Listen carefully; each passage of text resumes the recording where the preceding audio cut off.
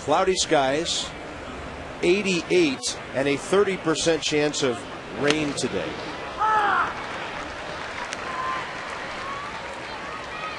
Those are fantastic.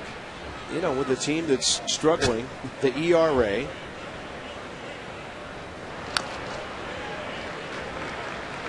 So you look at John Lannon's season, 7-7, 20 starts. He gets a decision about 2 out of every 3 times he goes out there, and that ERA, with some run support, he could easily be 10-4. Nick Johnson to his right, and he'll deflect it. It'll be a base hit for Cabrera. Anderson Hernandez probably would have been able to reach that ball, but Nick gave it a good effort, and the Padres have a base runner. I think you're right. Let's give you the PNC Bank scouting report. Goodbye to that shutout streak. 458 game drought for the Nationals pitching staff. His last outing, complete game shutout, ended that. 58 ground ball outs in July, and 11.7 is the average ground ball outs per start. That's a lot. That's a swing and a foul tip. Lannon will have to pay some attention to Cabrera.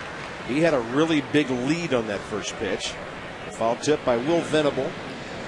Cabrera 10 for 11 in steals, including 1 in this series.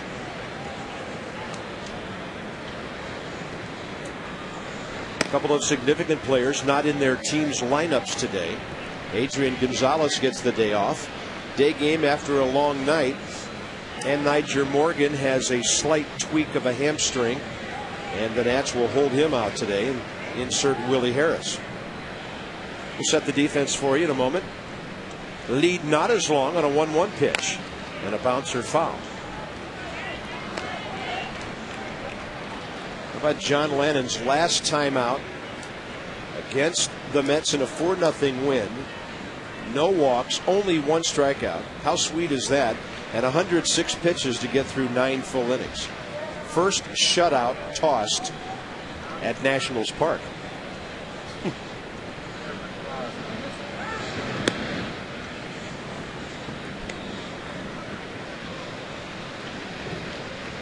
Will Venable 0 for 1 in this series, and the son of a former Rob Dibble teammate, Max Venable. He said he's a coach in the minor leagues with the Padres. They definitely have a good coach there. Runner was going, and the ball fouled away, 1-2.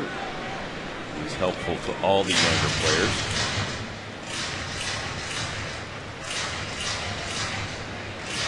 I think that's the thing you see from Lannon. Even though he's only 24 years old, he's such a leader among the pitchers and the rest of the team. Runner holding, breaking ball, pretty well hit. Right center. Josh Willingham is there, and he has it for the first out. Oh, nice throw. Yeah, Cabrera was threatening to tag, and Josh got the ball back in quickly. So you've seen Willingham. We've told you about Willie Harris, and they're out there with Adam Dunn. Up the middle today, young combo of Gonzalez and Hernandez.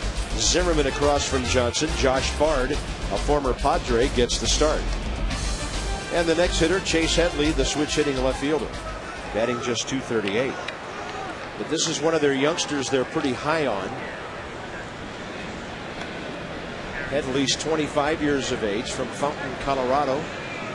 He played at the University of the Pacific before transferring it to Tennessee, where he became an All-American. 2 for 7 in this series.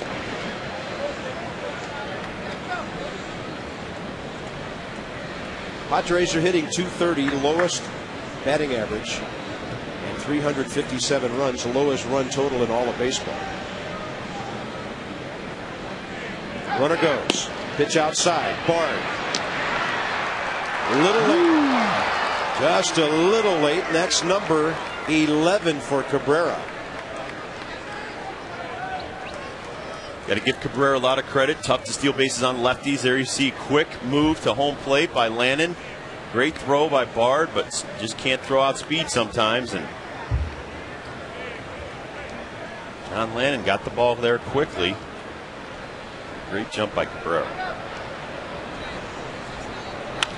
Headley gets under it and flies it to left center.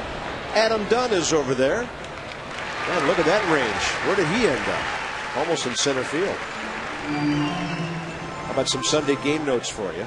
The Nationals bullpen evidently appreciated the rest they got over the All-Star break. They've been outstanding, and Tyler Clippard was the bullpen star last night. John Lannon gets more double play balls than anybody. And Kevin Kuzminoff is the best fielding third baseman with only 3 errors this year on a percentage basis. He is their leadoff man today, or rather cleanup man, pardon me. 3 for 9, couple of RBIs in this series. Big, strong right-handed batter, and Lannon sinks one that misses. I think the more confident the starting rotation gets, the deeper they get into ball games, the less you have to use your bullpen. Everything starts to work out. Yep. Everybody starts to have good seasons. Just took a little bit longer than normal for this team to get going. Well hit to center field, but right there is Willie Harris. He looked like Alfonso Soriano on that hop and a skip. Nothing doing for the Padres. Top first.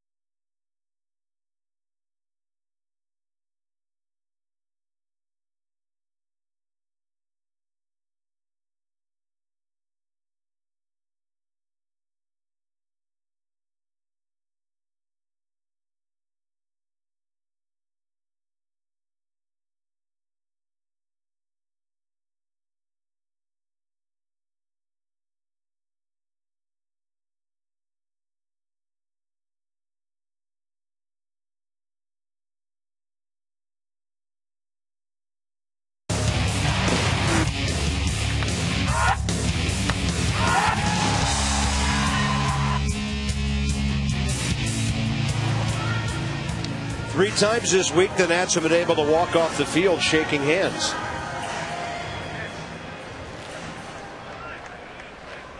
Willie Harris, Nick Johnson, Ryan Zimmerman, Chad Godin is ready. We'll set the lineup for you in a second. Willie's 0 for 4 in this series. He goes up hacking. He's 0 for his last 16.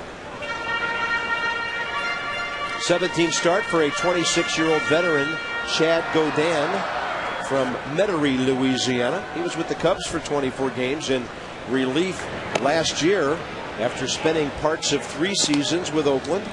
He's also been with Tampa Bay and Toronto. The Nats have only seen him for 2 innings, and they liked what they saw. They scored 6 runs on him in 2 innings against the Cubs last year.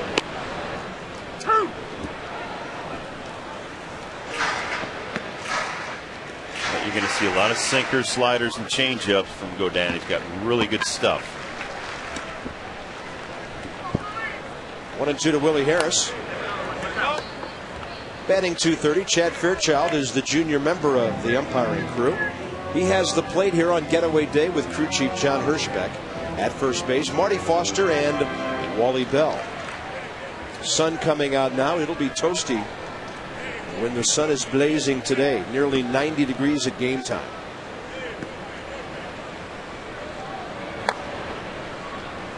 And with all the moisture we've had, it's quite muggy. St. Louis underway up at Philadelphia. Rubber game of that series. Cardinals score a run in the top of the first.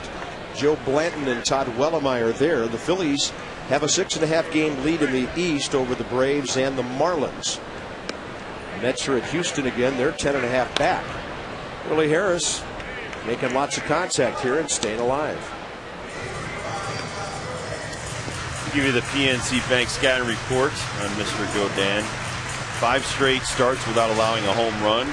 Under construction, he still hasn't figured it out after 66 starts. A lot of walks, a lot of Ks, and then 50-50. 50% of the time, he'll allow 2 runs or less. The other 50%, it gets beat on. And a fastball outside to Willie Harris, 2-2. Right-handed batters hitting .217, so that sinker in and that slider away. Tough on righties.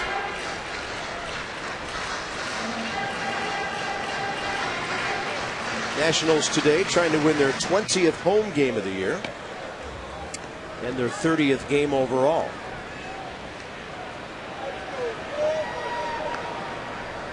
And a 2-2 to Willie Harris. He jacks it, but it's hooking.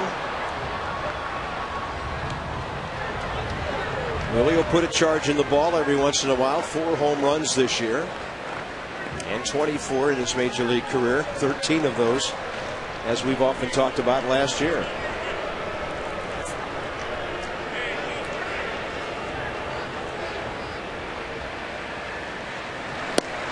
That's a fastball that misses inside, 3-2. Well, left-handed hitters enjoy hitting Godin pretty well. .270 average against him. He's trying to nick the inside corner here. 2-2. There's the sinker.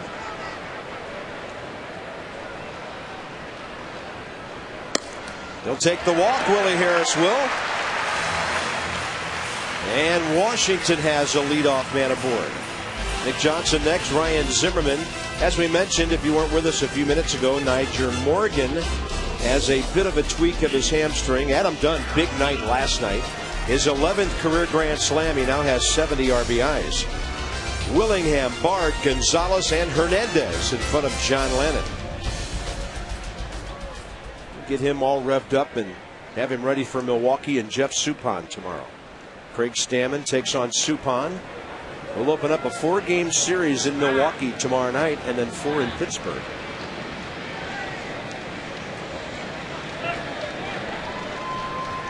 Willie Harris is 9 out of 10 stealing this year. He has a good lead. Front foot's out to the cut of the grass. It's not Christian Guzman in the number 2 hole today. It's a totally different dynamic with the patient Nick Johnson in there. Nick has 2 walks, 2 for 7, 2 RBIs in this series.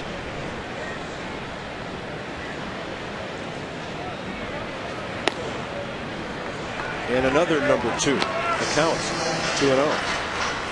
As I said before, with Godin, it can be hot and or cold. Some of his starts this year, 7 walks, 4, 4, 4, 4, and then 2 in his last outing. He can also punch out a lot, 8, 9, 11, 8. That's why I gave him the under construction. He's got great stuff, just not great command of it yet. Talked about it too, even with our guys. Sometimes you have 3, 4 pitches you can throw well. That doesn't mean you can command them all at the same time in the same game. Sometimes you have to just pick 2 of them and stay with them and work on them. Perfect them as best you can. Padres signed him in the 2nd week of April as a minor league free agent. After the Cubs let him go, the Cubs had obtained him last year with Rich Harden in a 5-player deal from Oakland. I like him a lot. He can start, he can relieve, he's got a strong arm. It was surprising to me they let him go. 2-1. Way outside. Career record of 32 and 34. His 67th career start. He's worked a lot in relief, as Rob mentioned, as many as 55 games with the 06 Oakland Ball Club. 202 games in his career. 3-1 to Nick. Harris running. And the throw right there. They got him. Willie Harris out stealing for only the 2nd time this year. Well, Jim Riggleman likes to start his runners, whether they're fast or slow. Situation right there, I think Willie expected Nick to swing. He looked in. Sure did. Didn't look like he was trying to steal. It looked more like a run on some contact, almost a run and hit situation. That might be a situation where the selectivity of the hitter worked against the Nats. Yep. That was a 3-1 pitch over the heart of the plate. Nick took it, and now he grounds out. 2 outs, nobody on. How deep did Ryan Zimmerman go? Twice in this series, a blast in the 6th inning Friday night, and he got it done early with a 2-run towering drive, bouncing toward the red porch into the hands of an ecstatic fan early last evening. So Ryan's numbers are elevated now to 17 home runs and 60 batted in. He's 5 out of 8 in this series with 2 homers, 4 RBIs, and 5 runs. Zimmerman's in the top 6 in the league in runs with 66. And he's made his way back into the top 10 in hits with 109.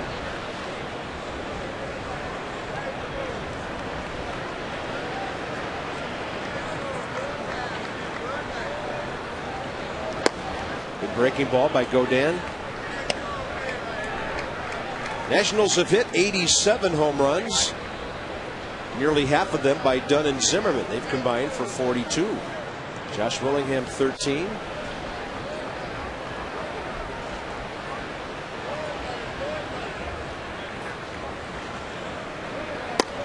And that's going to get Zimmerman on a fastball under his hands inside corner. Leadoff walk, nothing doing for the Nats. No score after 1.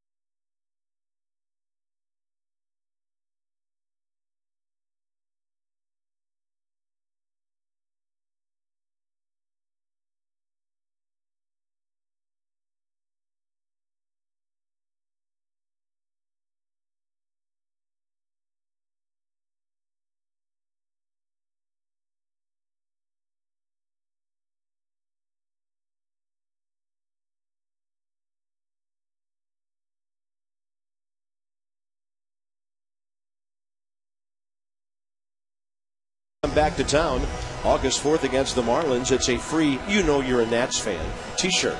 It's presented by Tickets.com. For the first 10,000 fans through the gates, Nats Marlins 705-888-632 Nats. Visit Nationals.com or stop by the box office right here at the ballpark. John Lannon, first inning, 13 pitches. About normal for him. Although his last start, he averaged about 12 pitches per inning. In the air from Kyle Blanks. Josh Willingham waiting for that one to slice right back to him. 4 straight for Lannon. All of them in the air. We talk about how many ground balls he has in the month of July. Well, get a lot of fly balls today. Just get some outs. We don't care. Any way you get them.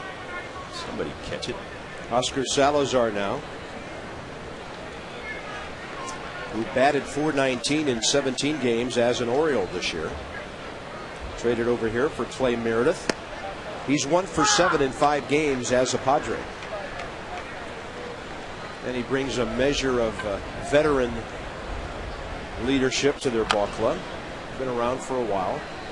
Although he was out of baseball for several years and didn't play in the major leagues between 02 and 08. I can't remember a ball player being out of the major leagues that long and making it back. Roy Hobbs. There's the strikeout for John Lennon. You got me there, buddy. He was gone for a while. You nailed me on that one. Salazar wasn't in prison, though. Oh. Well, neither was Roy Hobbs. Roy Hobbs got shot by Barbara Hershey. Well, Doc, been away for a while. Maybe the best there ever was. Luis Rodriguez, the second baseman.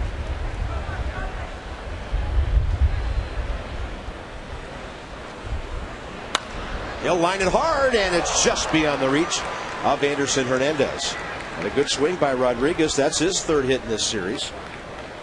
They've got a couple of good-looking young middle infielders in Cabrera and Rodriguez. And we saw that Luis has a little bit of pop in that bat, and he went deep here on Friday night. So the Padres have their second base hit. Eliezer Alfonso, the catcher, will try to get it down to the pitcher's spot here in the top of the second.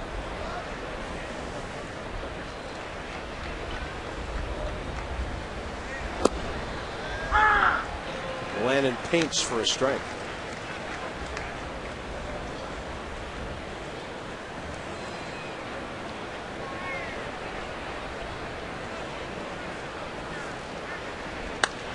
Up the middle. That's going to get through. So those 7 and 8 hitters do their jobs by getting on base. And now they'll take their chances with Chad Godin.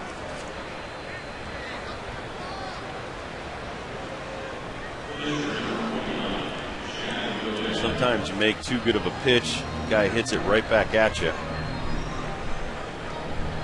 Well, there's a couple of guys we haven't really talked about this weekend, Rob, and that's Ryan Giles with a right knee contusion. He's been on the DL for 34 games now. They picked up Cliff Floyd to help out some of the kids, and he's been out and will be with a labrum tear in his right shoulder. Jake Peavy, of course. And an old friend of ours, Sean Hill. Right elbow inflammation on April 26th. Well, I wonder how much talk would be going on right now if Jake Peavy were healthy. Yes. Where he would end up. You're right about that. Would he say yes to the no trade? Wasn't it about this time last year he was supposed to be dealt? Yep. Hernandez to Gonzalez. Taking care of business up the middle. Here comes Adam Dunn, who did just that last night.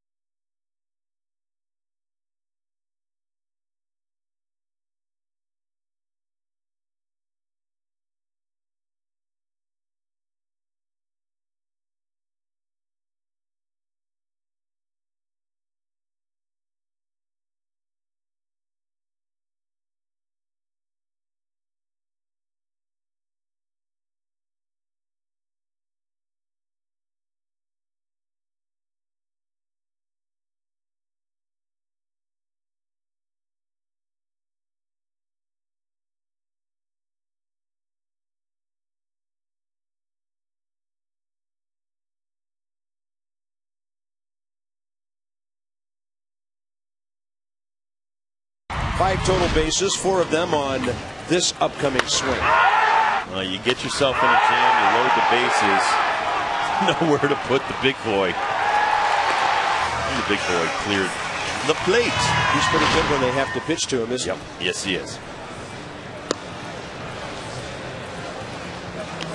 Well, after grounding out, Chad Godin takes a while to get his warm-up tosses finished up here. We go bottom second. John Lannon off to a good start, putting a couple of zeros on the board. So here's Dunn, Willingham, and Bard in the bottom of the second. Craig Stammen and Jeff Suppan tomorrow night. Colin Ballister against a pitcher to be determined by the Brewers on Tuesday. Screech has a way with the ladies, doesn't he? Garrett Mott, Manny Parra Wednesday. J.D. Martin, Giovanni Gallardo Thursday in Milwaukee. And the good thing about going to Milwaukee this year, no CC Sabathia.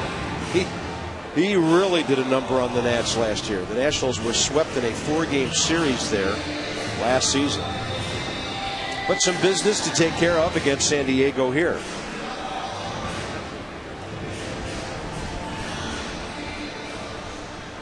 Too bad Jordan Zimmerman's not active to pitch in his home state. Adam Dunn's 12 for his last 27.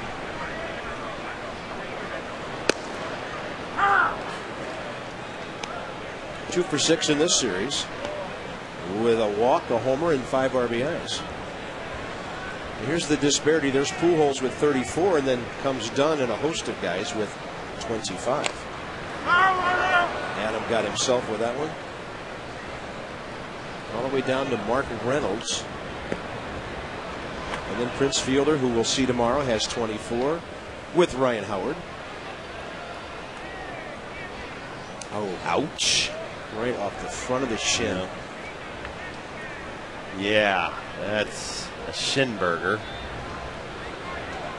Home plate umpire Chad Fairchild, a good sport, walked around. Even though home plate wasn't dirty, he brushed it off to give Adam a few more seconds. And then the hitter will let the umpire know when he's ready. There's a lot of common courtesy that takes place between hitters, catchers, and umpires when one of them takes a shot.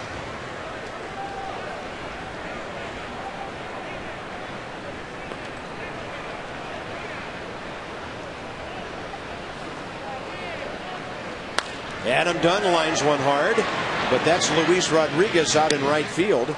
And for the first time in a while, a shift has worked against Adam Dunn. He's been hitting balls where there have been no defenders. Here's Josh Willingham.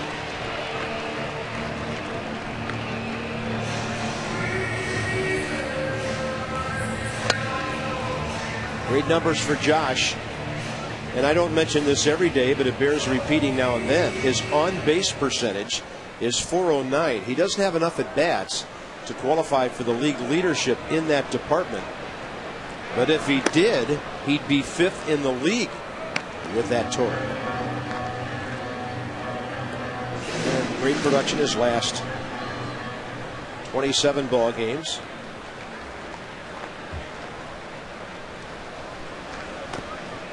As much as anybody on our ball club, he fits the description of professional hitter. How about just professional all the time? There you go. He's a wonderful individual, a class act. And a few folks weren't with us during the pregame show. David Eckstein and his brother Rick really extolled the virtues of organ donation, which the death of Josh's brother John really benefited some families. And the Ecksteins have had 3 different kidney transplants in their family and need another with some of the younger brothers and sisters. So check that box and you might save a life, maybe more than one. 3-1. Things are a little quiet here. Somebody's about to take a swing and make some noise. It might be this guy.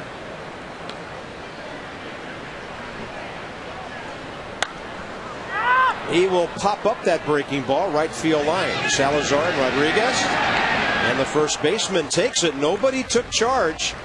And I think a second baseman makes a big mistake when he doesn't call the first baseman off that ball. Well, we've talked about that a lot, Bob. And we have young infielders, too.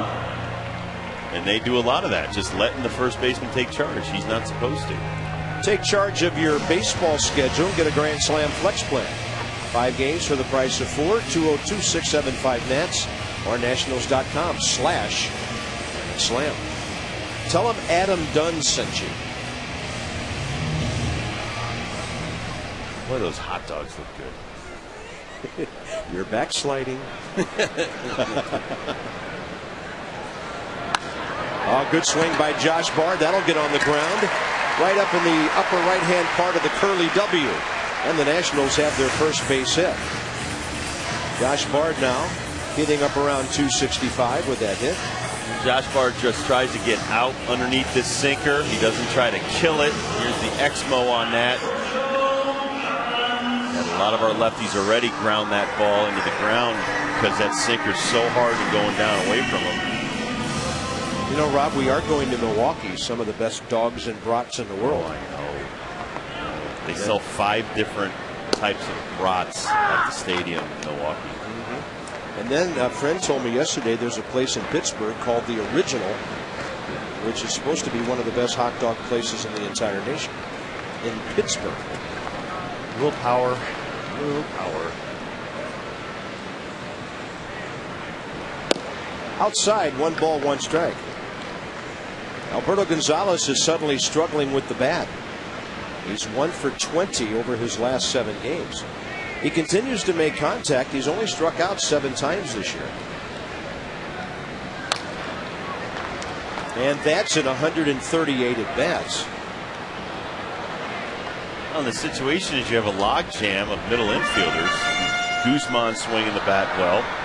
Hernandez is a talented young kid. They've been trying to get Gonzalez as many reps as possible. There's not enough at bats to go around. Keep these guys sharp.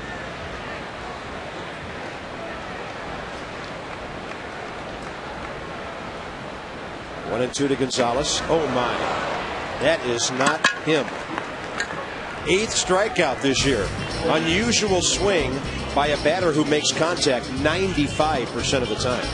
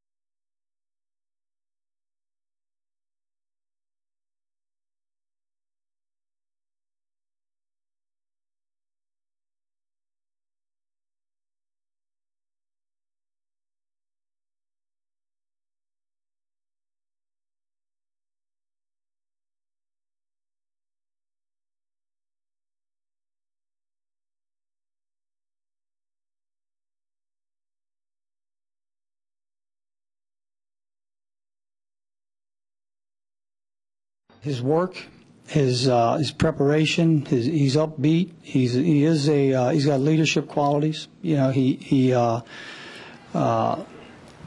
speaks up, and so John is the type of guy that you want leading your staff. You know, you want that person to be a guy who conducts himself like a professional. And the way he's conducted himself has really opened up eyes around the league. Bob? Well, it certainly has, Debbie. 7-7 on a struggling ball club. 21st start this year. Look at that pitch. That's painting on the corner. Everett Cabrera got that infield hit off the glove of Nick Johnson first time. And this time it's 0-2. That enables the infielders to back up a little bit against this speedy hitter. Phillies have tied that game 1-1 in the 2nd inning against St. Louis at home. 2 division leaders squaring off, but the Cubs have won 3 straight now, and they're only a half game back in the Central, and they're hosting Cincinnati. Reds are struggling suddenly. They've lost 5 in a row. Lannon goes right after him, gets a foul ball. That also makes it a little bit more interesting coming in here to the last week before the trading deadline. Who will become a buyer, who will become a seller, and now the Reds may sell off some of their talent. Who will just be spectating.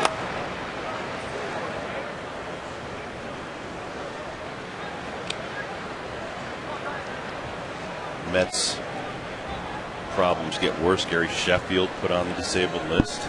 Yeah, he didn't play at all in the series here with that hamstring. Man. Up the middle, Lannon, good fielding position, and a very good reaction to retire a speedy leadoff man. There's a second ground ball out in a row, by the way. Well, I like to think of it as an MMA reversal. MMA is about ground and pound. In Lannon's case, it's about pounding the strike zone, getting them to ground the ball. So he is a pound and ground guy. Here's Will Venable. Hits one to right.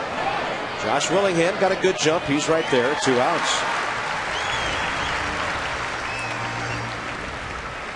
Well, we gave you the pitching matchup, so here it is on paper. What's coming up for the Nats? 4 in Milwaukee. A Thursday 2 p.m. game. We'll be on MASN HD for 3 nights, then switch over to MASN 2 for the last game of that series. And then the first of 4 at Pittsburgh. It's what we call a wraparound series in Pittsburgh, when we will stay there overnight next Sunday and play Monday.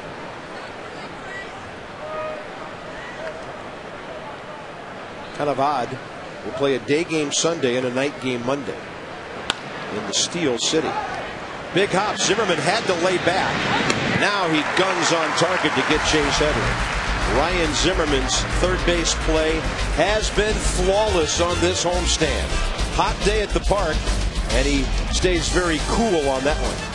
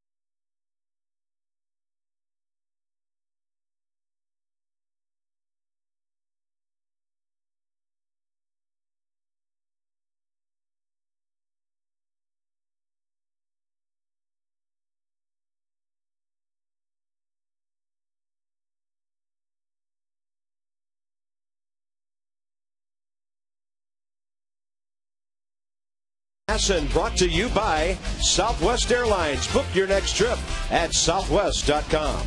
And by Acura. Acura Advance. Beautiful day in our nation's capital, the reflection of our majestic monument. Oh, Mom's got the fan going. That's nice. Spray everybody around you. They don't care. Oh, don't waste it on the foam finger.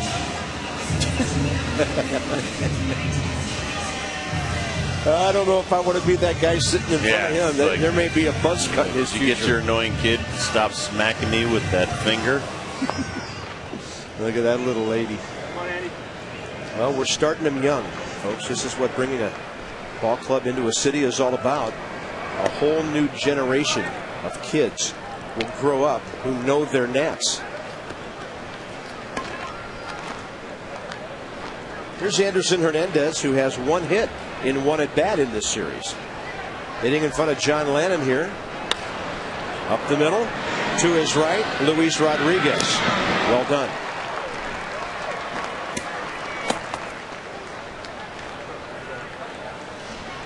That'll bring up Lannon, who was hoping to be bunting. But he'll be swinging here. He's 4 for 34 this year. Very nice play right here.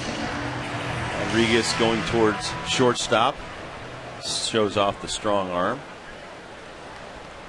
Derek Jeter's made that play famous at shortstop, where you leave your feet while you're squaring up and make that strong throw. Some guys can't do that. They have to plant and throw, or throw on the run. Very athletic. They have to have body control. Look at John Lannon doubling into left field.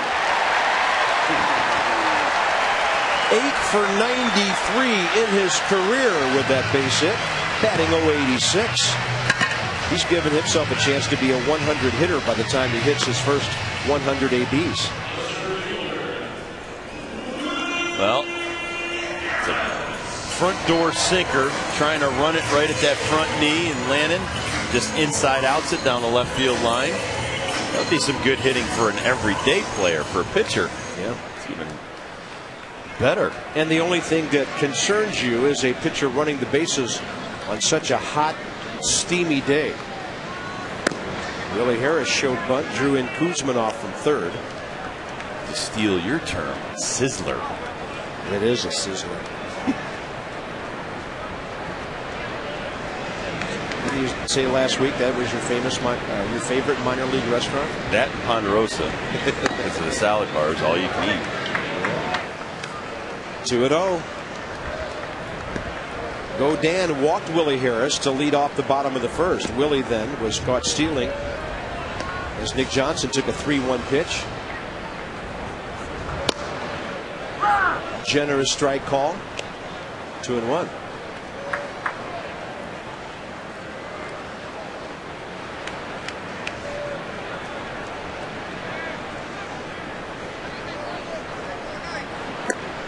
That's a breaking ball that he missed by about a foot with.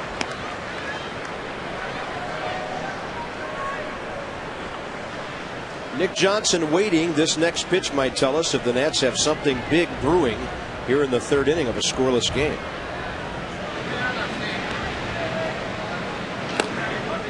Yeah, Willie walks again. Wee Willie's been tough to pitch to today.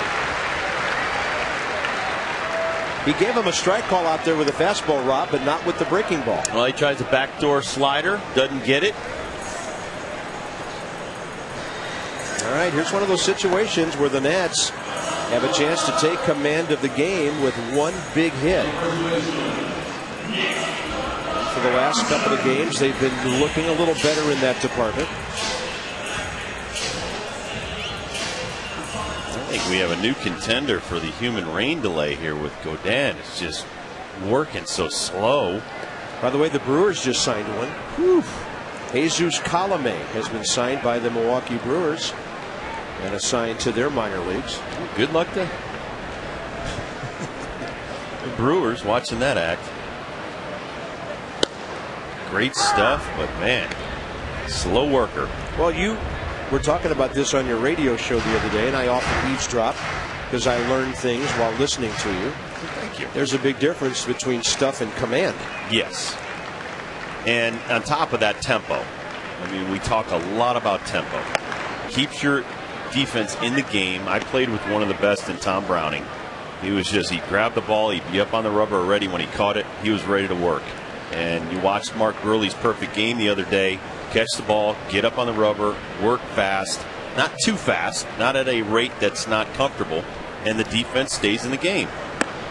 Up and into Nick, 2-1. Now, it's a hot day out there. Can you imagine playing behind this guy? He likes to walk around the mound and fix his pants, and you know, they're going, just throw the ball. But he works this tempo because it just kind of lulls the other team to sleep. That's in there, and the count's even to Nick, 2-2.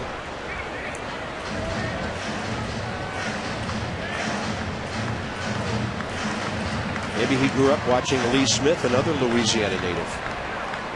Lee Arthur took his time, but he was a little quicker once he got on the mound. It just took him forever to get there. And Nick is tired of waiting. He steps out.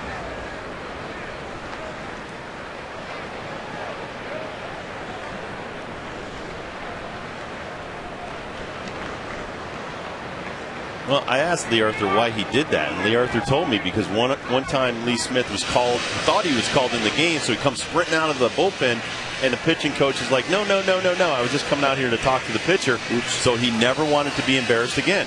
So that's why he kind of sauntered out, and I kind of dug it. I thought he had a big strut. When you're 6'6", about 275, you can pretty much do what you want. Well, who's going to tell you to hurry up? That's my point. And then you want him to hurry up when he was throwing 95 and... Yeah. Wrigley from the sun into the shade.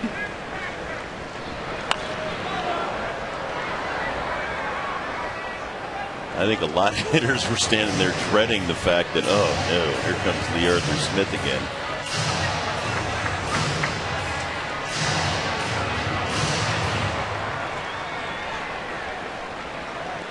I'm almost sorry sometimes that we're doing this afternoon game on a Sunday. I'd like to catch Ricky Henderson's speech at the Hall of Fame. Oh, I'm sure we'll be able to see it. So you're going to lift up the podium and say, I am the greatest? Today I am the greatest of all time. 2-2 to Nick.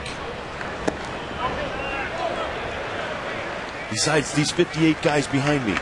So 2 great speeches have started out with the word today. I'm the luckiest man on the face of the earth, and I'm the greatest. Well, the difference between Lou Gehrig and Ricky Henderson right there. The third, today is a day that will live in infamy. Yeah. Ricky deserves his honor. He should be there. Fantastic player. Nick Johnson, left field. Ball's got some carry on it, and it's covered by Chase Headley. 2 outs. Now, last night, that ball might have blown up against the wall or into the seats the way the wind was whipping around here.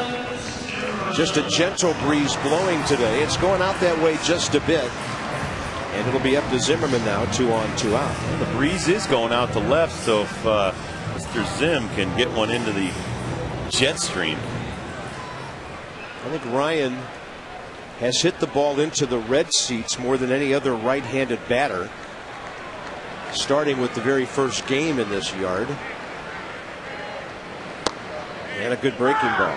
You can remember last time when you watch him take batting practice, though, that's his sweet spot. Yeah. He hits like the last couple of times through his group. He's nailing the ball to left center and center field. That's where he likes to go. Now, last time up, Godin got ahead of him with breaking balls and then buzzed a fastball under his hands. There's another slider, and it's 0-2. So Ryan has a couple of things to think about here. The 0-2 pitch that buzzed him and got a strike last time, and a possible another breaking ball away, maybe in the dirt. Well, righties came into today hitting .217 against Chad. He's pretty nasty with that sinker slider combo. And Zimmerman, .300, better against right-handers than lefties. Something's got to give. We'll see. 0-2 pitch. He goes with the fastball up. High cheese. Left center's wide open.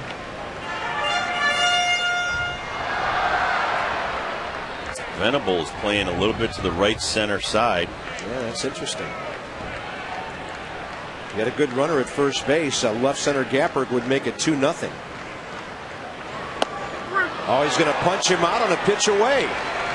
So against Zimmerman, Chad Fairchild has given the pitcher both sides of home plate. No score.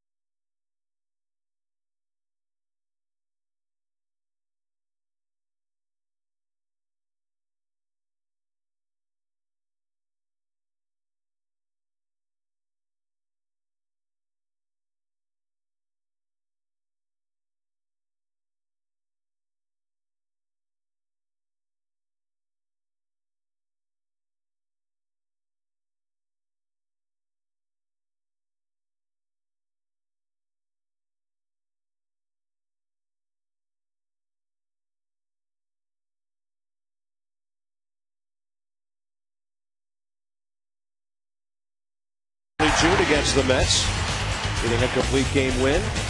That was 7-1 on June 6th, and then very masterful here on Tuesday night. Got to hug your catcher after one of those, huh? I love you, man. Great job putting down your fingers. Last 9 starts, pretty impressive. Nice. That all started on June 6th, that 2.60 ERA streak. Really making the New York teams pay for not recruiting him or scouting him a little more. And I like that last number 2, less than 2 walks per 9 innings. Here's Kevin Kuzminoff, who lined out hard to center. First pitch grounder, Zimmerman cuts it off, and on the run, whips it over to Nick Johnson. Now the ground ball outs are starting to come. 4 of the last 5 hitters. Kyle Banks will be next.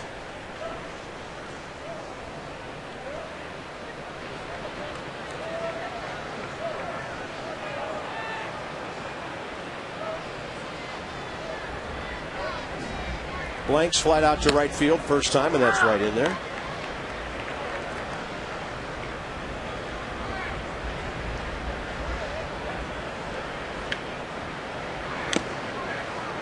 Quickly 0-2. He seems to have a pretty long swing. Big, strong kid. Have to cut down on that swing a little bit. Batting $185. He does make contact, but pops it up. Anderson Hernandez. You're late on 87. It was taking way too much time to get that bat from the back of your body to the front. Gotta get that bat head out. Next up will be Oscar Salazar. And if you're around the batting cage, you'll hear Pat Corral say that all the time. Get it out front. Get it out front. And he's just trying to get the guys to get the bat head out front.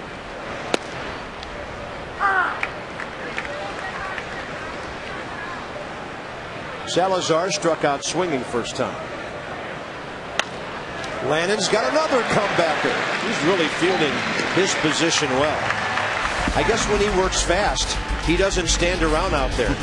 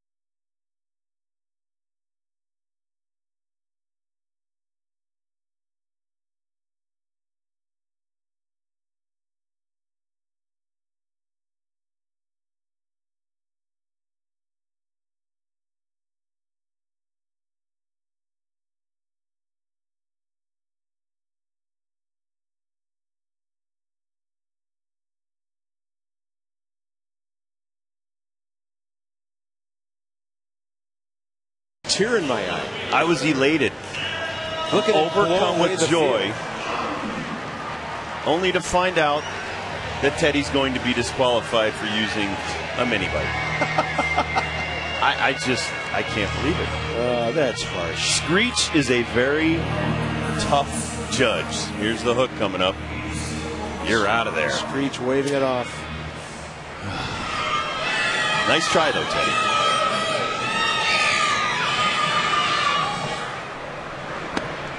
Adam Dunn, bottom of the 4th inning. Well, I thought we saw history. Almost. It was almost a win. And for Teddy, almost is as good as horseshoes and hand grenades.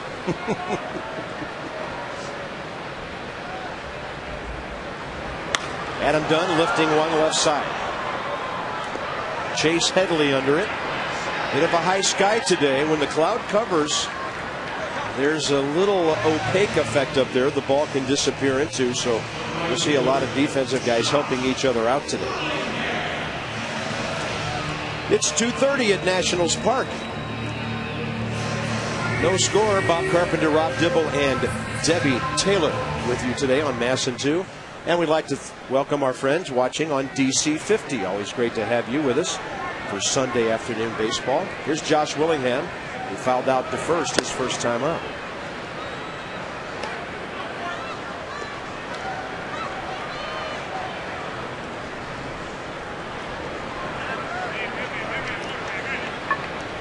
One and 0 to Josh. 2 for 10 in the series with a couple of RBIs.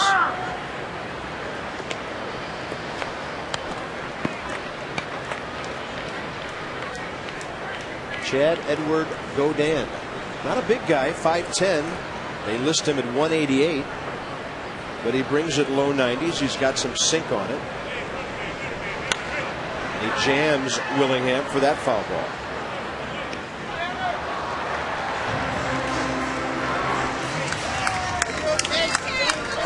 Every time Maddie's got the ENG cameras going around the ballpark, a foul ball is soon to follow. Caught by a Red Sox. Okay, as long as he paid his way in. Yes, Maddie.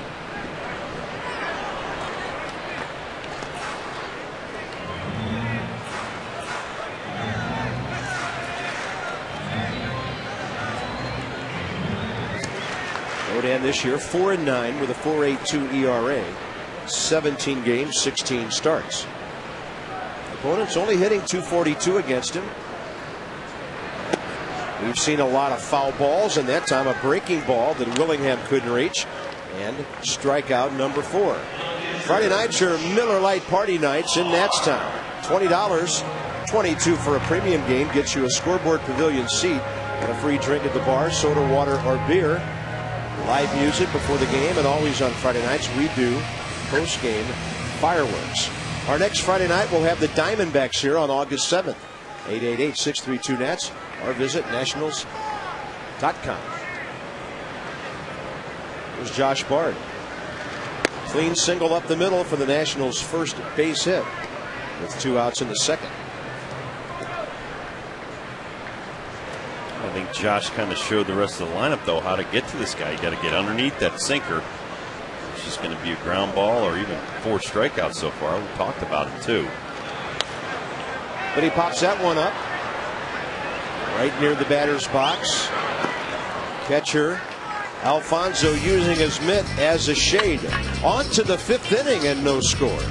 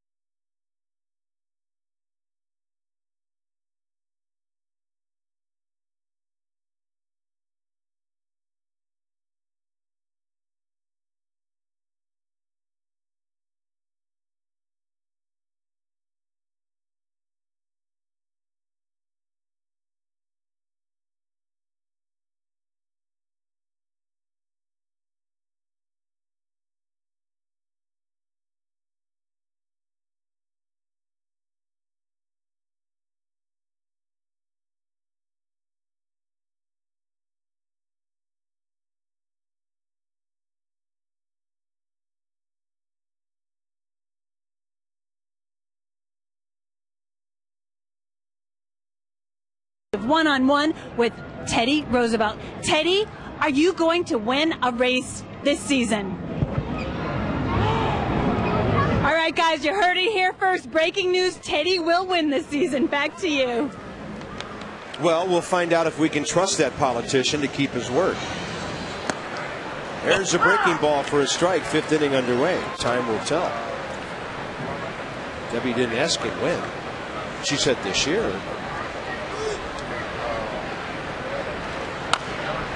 Chopper to third. Zimmerman charges. Lannon gets down and out of the way.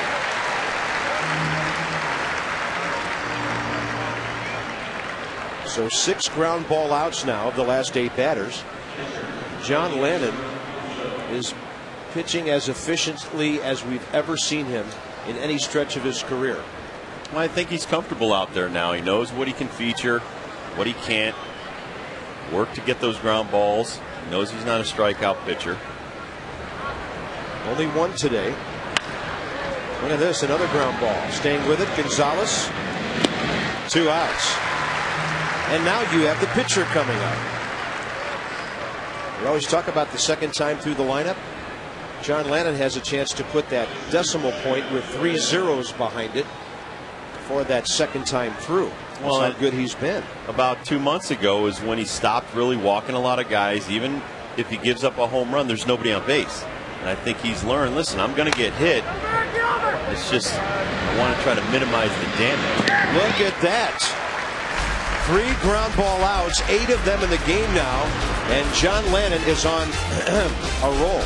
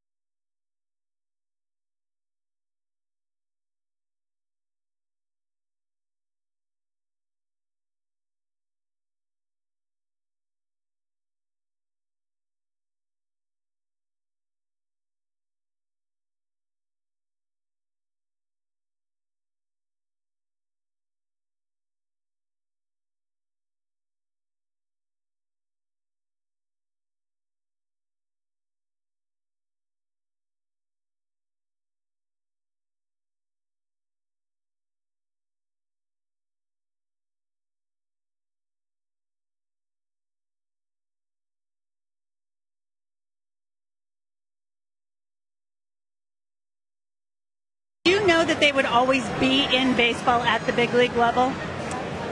I always knew in my heart that they were capable of it because they always had that discipline and that drive. I mean, my David started following his brother Rick at 4 years old into the streets to play street ball. And Rick told him, you can't keep up, so Johnny down the street will take your spot. And that's how it all started, and they've just continued like 2 peas in a pod, just working our way through Pony League, high school, college, the whole works. And yeah, I knew if they really wanted it, they had the drive for it. And I'm sure they get that from you and your husband. Thank you so much for joining us. Let's go back up to Bob. Thank you, Debbie Taylor. Story of a great baseball family, and a family whose legacy will go far beyond the baseball field. I think my favorite story is David Eckstein telling me that he made the All-American Jewish team, and he had to tell the people that sponsor that team that he's not Jewish. How'd that go? He laughed about it. I don't think they were too happy that someone dropped the ball on that. Look at that thing spin back fair. And it came right back to the pitcher, Chad Godin. It was fouled, then fair, and then it kept making a left turn. One unassisted with a T for a tag, and that's how the bottom of the fifth gets underway. That's when you know you're not going too good for Gonzo. You put one off the end of the bat, goes foul, comes fair. Easy play for the pitcher.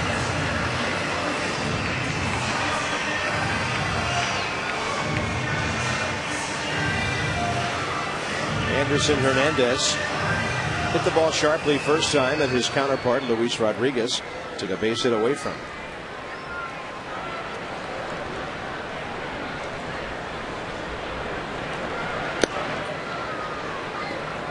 Anderson had some success bunting the ball earlier this year. But Jim Riggleman said on Friday the club now envisions him as a utility player. I think there's a guy I know that you might have played against years and years ago. Well, there wasn't interleague back then, so maybe.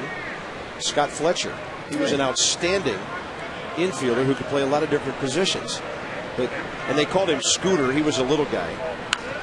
And I remember Scott telling me the toughest thing for him in his career was getting over the label of being a utility guy. He became a starting infielder late in his career with the Texas Rangers and then the White Sox. But he said, Rob, it was really tough to get rid of that label once somebody has, hung that thing on you. Well, it almost makes you seem like you're an inferior player. Well, that's a bouncing ball right at Rodriguez this time, 2 outs. Which you are not. You're a very integral part of a ball club. And you can't win championships without them. And I've said this many times here and on other shows that, you're only as good as your 25th player. Frank Connor has been around for a while. From Fenwick Island, Delaware, Claude Osteen. Does John remind us of him? Now, I saw Claude Osteen pitch when I was a kid. Yeah, I don't remember that much about his stuff, but I do remember, Rob, he was a very smooth, almost elegant-looking left-hander. I think you called him a guy who he didn't look like he was doing maximum effort out there. He was so smooth. Yeah, I like the label smooth instead of elegant to describe how John Lannon throws. He repeats his delivery so well, gets way out in front. He's actually a very good teacher and example to kids. And he's also 2 for 2. Are you kidding me? He gets his arm out in front of his body when he pitches, and now he's getting the bat head out on Chad Godin. Of the last 5 at-bats are plate appearances in this series by Nationals pitchers. They've been on base 3 times. With J.D. Martin's walk last night and Lannon's 2 hits today. Well, that's just too much of the plate. Comes back over. Alfonso, you can see him. Rick Eckstein. Pretty sure that's John's first multi-hit game. And here's Willie Harris, who's had a multi-walk game. Godin's only walked 2, and it's been Willie both times when he goes ball 1 here. You better not walk him again, because if the 3rd time's a charm, Nick Johnson will give the Nats the lead here. 2-0.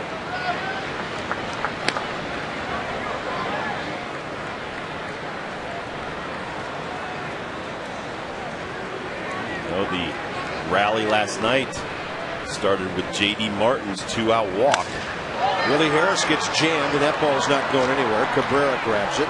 And the Nats are gone.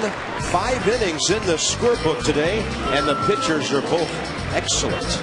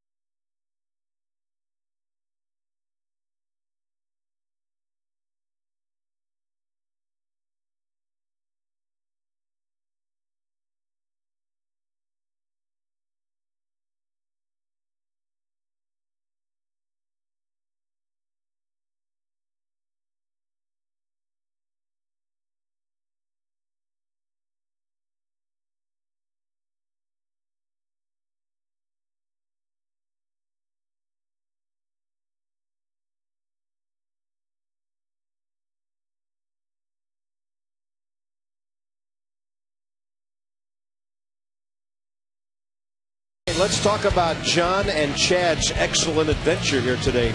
Rob, these guys are pretty good. Well, a little bit different styles here. One's a cutter, fastball changeup kind of guy. And the hard-throwing righty is a sinker slider change type of guy. Will pound righties in submission and then see that nice off-speed slider.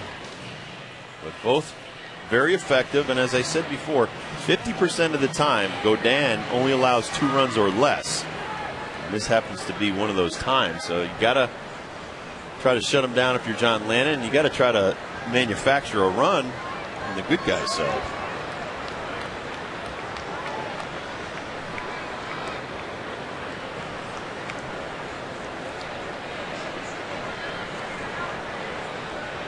Top of the order, Cabrera, Venable, and Headley.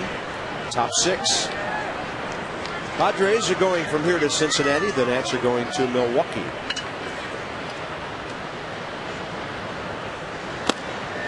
Right in there, 1-1. Cabrera, a base hit off Nick Johnson's glove, and a sharp comebacker that Lannon grabbed on a hop last time.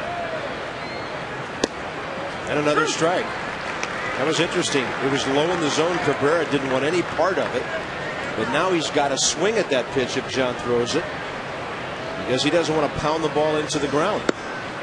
It's that pound and ground scenario we've talked about. Just see him shoot fire. I'm ready to pitch. There it is, ground ball. Shortstop Gonzalez. 9 ground ball outs for John Lannon. Will Venable and Chase Headley the next 2 hitters. And that's this year. Second time through the order today, 0-0-0. There was one point during the season, 6 weeks in, left-handed hitters were just crushing Lannon. He has worked that average way down. You can always tell a good player when they work on their weaknesses or faults. He's improved almost every facet of his pitching game. I'm pretty sure we haven't had a number anywhere near this year. John Lannon about 24 pitches to get through the first 2 innings and less than 20 to get through the next lineup. Pretty impressive stuff. He's 0-2 on Will Venable, who's flied out to Josh Willingham twice. He'll go left center. Willie Harris. And he can only watch it hop up against the wall. That ball really well hit. Takes Willie a while to get it back in, but he does. The Padres have their first extra base hit today, and their first hit overall since the 2nd inning. Well, it's one of those left-handed hitters. He keeps a breaking ball up high in the zone, and he pays dearly for it. Willie Harris gets on his horse. He's going. All of a sudden, he stops the chase because he knows he's got no shot. Holds him to a double. And that was an 0-2 pitch. Yeah, John cannot live up in the zone. Got to get that ball down. Chase Headley's fly to left, bounced to third. So he's been in pull mode twice.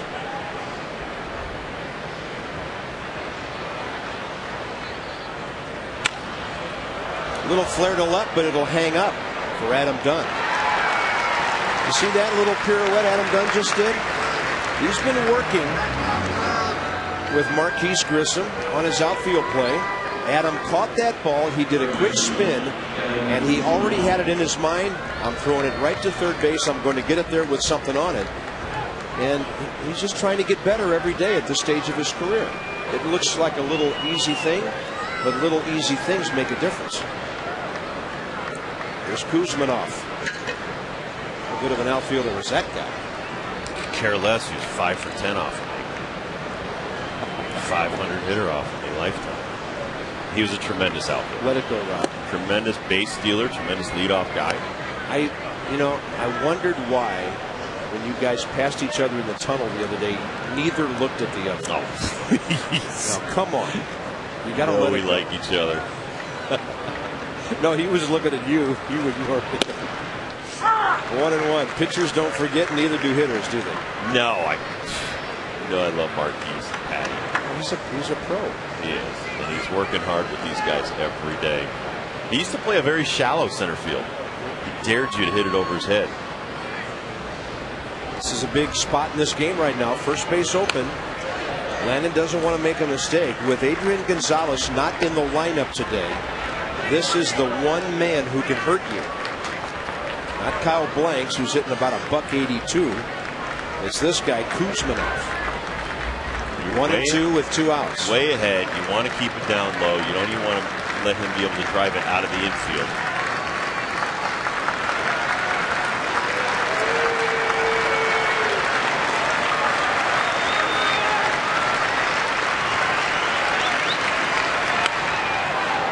Ray Knight talks about it all the time, Bob, and you'll hear him say turning over the lineup. And I worked with Kevin Kennedy for 4 years when he managed. That's what he thought about. Getting these 3, 4, 5 guys out of the way so that they don't come back by the 9th inning. And if you have trouble in this 6th inning, go deeper into this lineup, and the 3, 4, 5 hitters in the other lineup are going to come around by the 9th inning again. 1-2.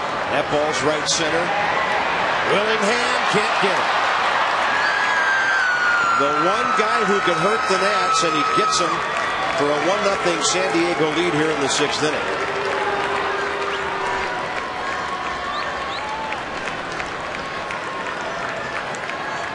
So the Padres, after one extra base hit all of last night, get 2 gappers here in the 6th inning. Well, he gets too much of the plate right there with the cut fastball or curveball down and in. Wasn't down and in enough.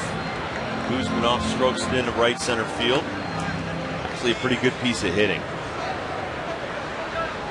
That's what happens the 3rd time through. You've seen a few of his pitches. Pitch recognition is huge at this level. Next up is Kyle Blanks.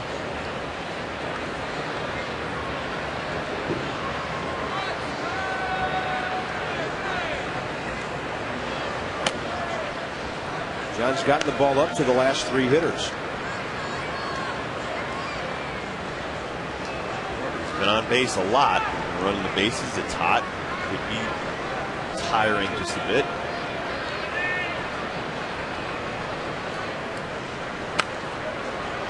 He's still only thrown 60 pitches today, and he has 2 outs in the 6th inning.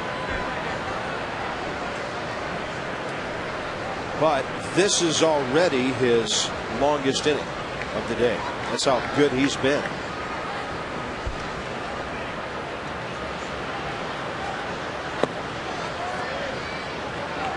Two and one. Chase Utley hit a home run in the 3rd. Mark DeRosa won in the 5th at Philadelphia. The Phillies lead St. Louis 3-2.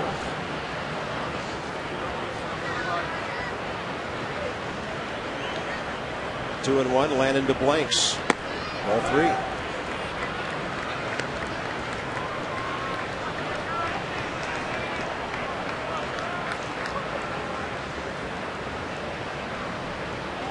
That's Oscar Salazar next.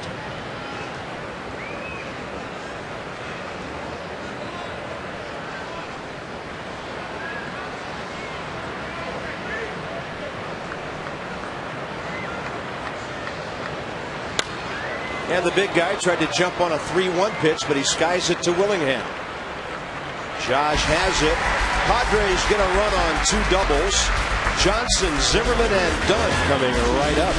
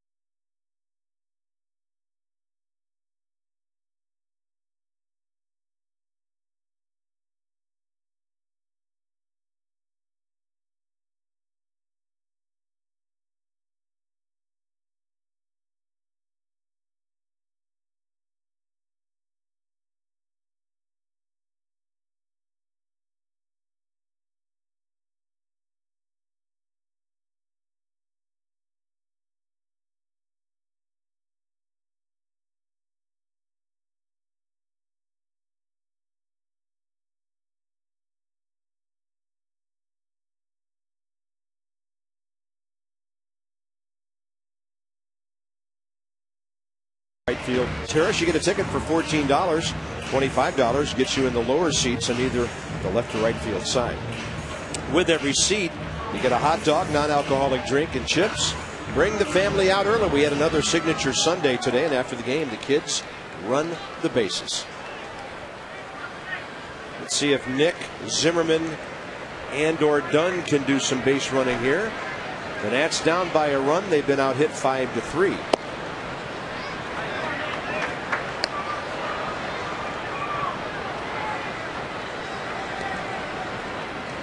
Not a whole lot on the Nats box today. 2 walks by Willie Harris.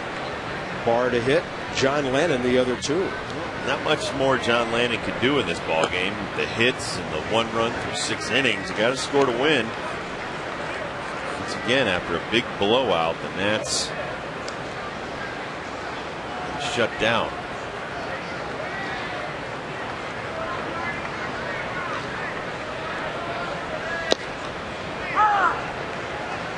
Rodin's had some 2-0 counts. He's recovered from most of those.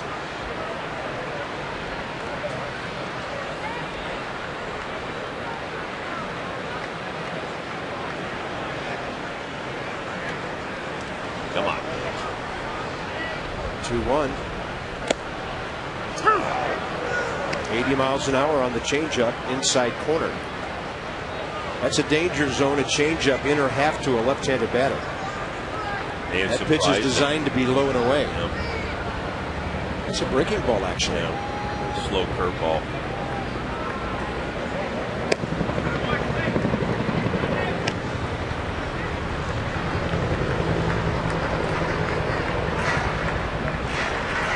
Ryan Zimmerman hungry for another AB. He's been called on strikes twice on both sides of the plate.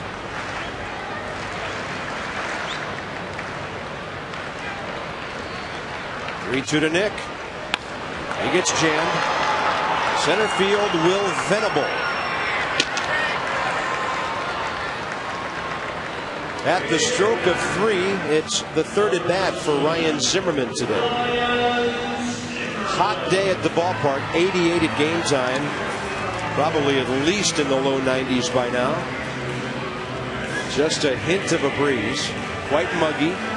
Fans with fans. And 1 out here in the 6th.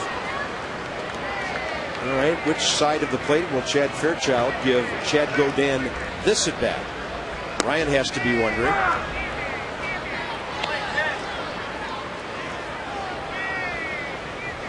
We've talked about this. You know he's given a little bit more liberal strike zone. You got to go up there hacking now. And it probably needs to happen here if it's anywhere near the plate. Ryan doesn't want to get 0-2. And now Godin slowly working, and Zimmerman getting time.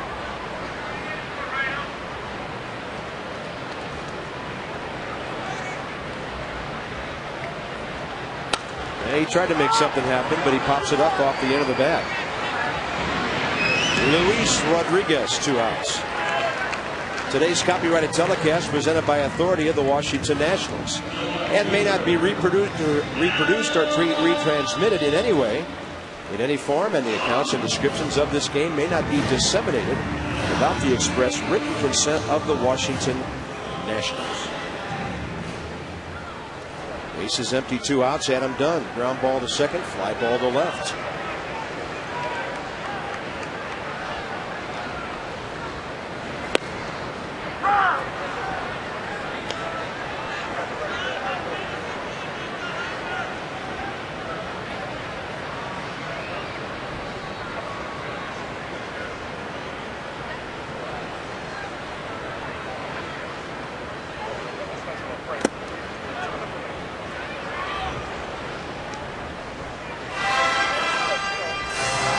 Godin has 1 complete game in his major league career.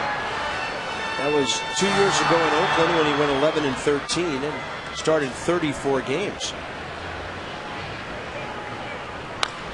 Adam Dunn rolls 1 over. It's trouble.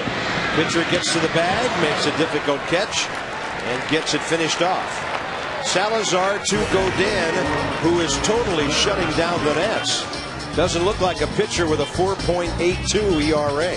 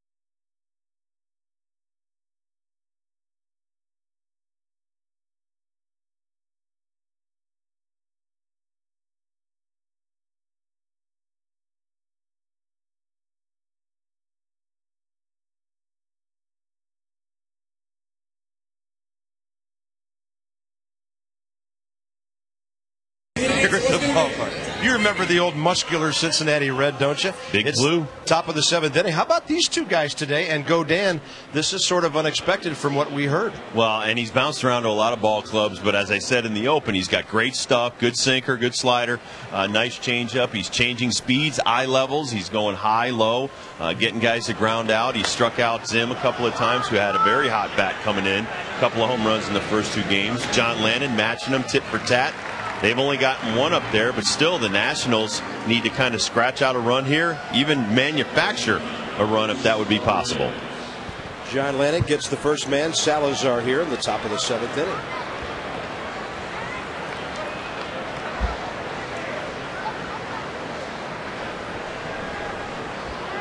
Once again, another typical John Lannon outing, giving the Nationals an opportunity to win the ball game. Luis Rodriguez now with 1 out. John Lannon, 9 ground ball outs. Like we said, his average is 11.7 per game. That's 10. That PNC scouting report guy knows what he's talking about. Just reading the other people's. He's the one putting up the numbers. And he's executing. Yes. Eleazar Alfonso, Padre catcher now, 1 for 2.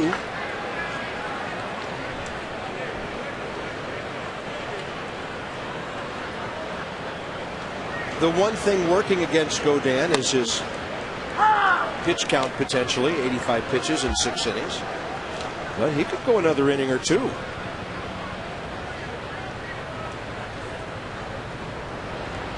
He's thrown over 100 pitches on 9 occasions this year, including 103 his last 2 times.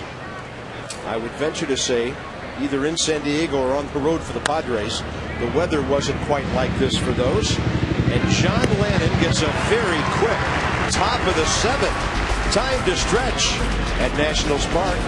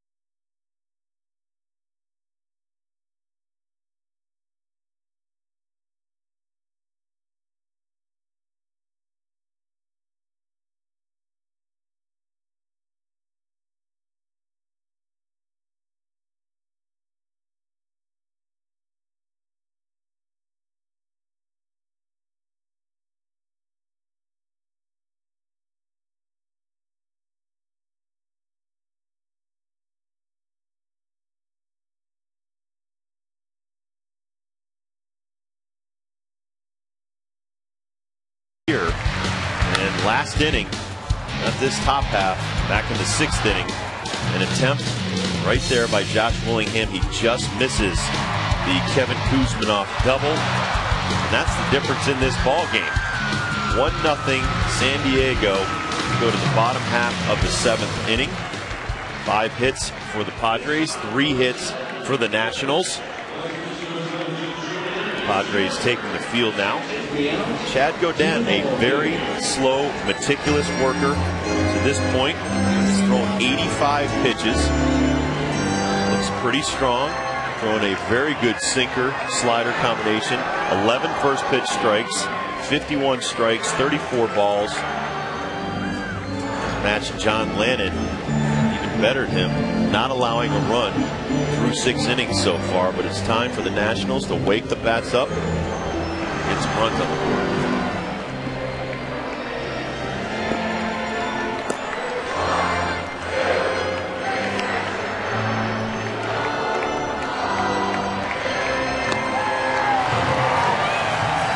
So it'll be Willingham, Bard, and Gonzalez for the Nationals in the bottom of the 7th.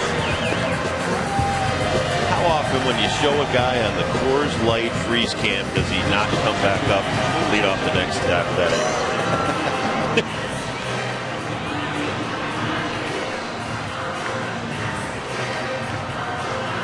Well, Josh, it may be a day when somebody like him, or it might be one of the little guys, takes one swing, hits a ball out of the park, or gets one in a gap, and that changes the face of the whole game.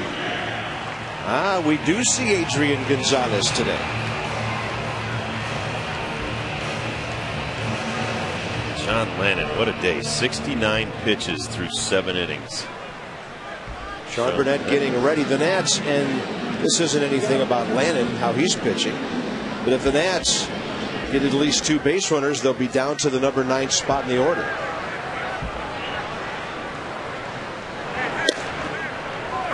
He's been throwing that breaking ball really, really well to right-handed batters all day long.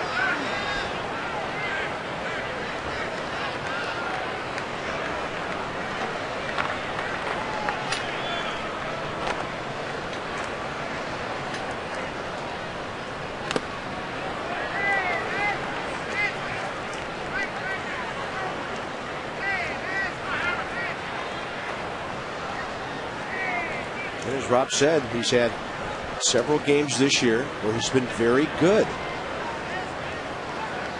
When it's not so good, it really goes south on him. But this might be the best game he's thrown, period. Well, there's days you just feel so good. Everything that leaves your hand winds up where you want it to be. Well, maybe this will be the second best, Rob. Yeah. June 28th at Texas, 1 hit of shutout ball through 8 innings against one of the best hitting teams anywhere. Willingham hoping it gets out of play, and it will. Well, when you're throwing that sinker down and in on righties and down and away from righties, you see him rocking these hitters back and forth. And even Nick Johnson seemed to have jammed himself on that 3-2 pitch. What I mean by that is sometimes you will jump at the ball. You could talk about diving, and you overswing and it hits you right over your hands.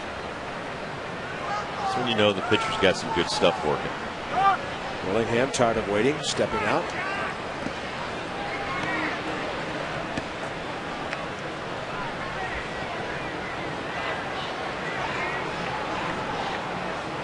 Willingham gets under 1. Did he get it? Yes, he did. And the game is tied. Mr. Solo himself with number 14.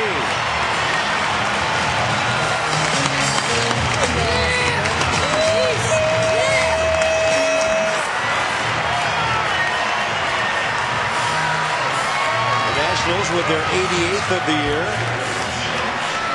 And now each one of their 3, 4, 5 hitters has homered in this series. Center cut breaking ball, Rob, that was just sitting there. Well, he may have missed the Kuzminoff double in the field, but he didn't miss that hanging breaking ball by Chad Godin. Godin can just watch it go. Here's Josh Bard. Well, that's the thing about good pitching. You keep your ball club in a ball game. Yep. One swing changes everything. Well, and you hit the nail on the head with Kuzminov, the one guy that could beat the Nationals today, and he got a big double for his ball club. The one mistake Landon made, but his offense has gotten him off the hook to this point. Could possibly put him in line for the win with another run. Deservedly so, it would be. Josh Bard's hit 1 home run this year. And he jacks one to center. Plenty of room out there for Will Venable. Now you've got the little guys coming up, and the Nats need hard ground balls or line drives from Gonzalez and Hernandez. They are combined 6 for their last 52.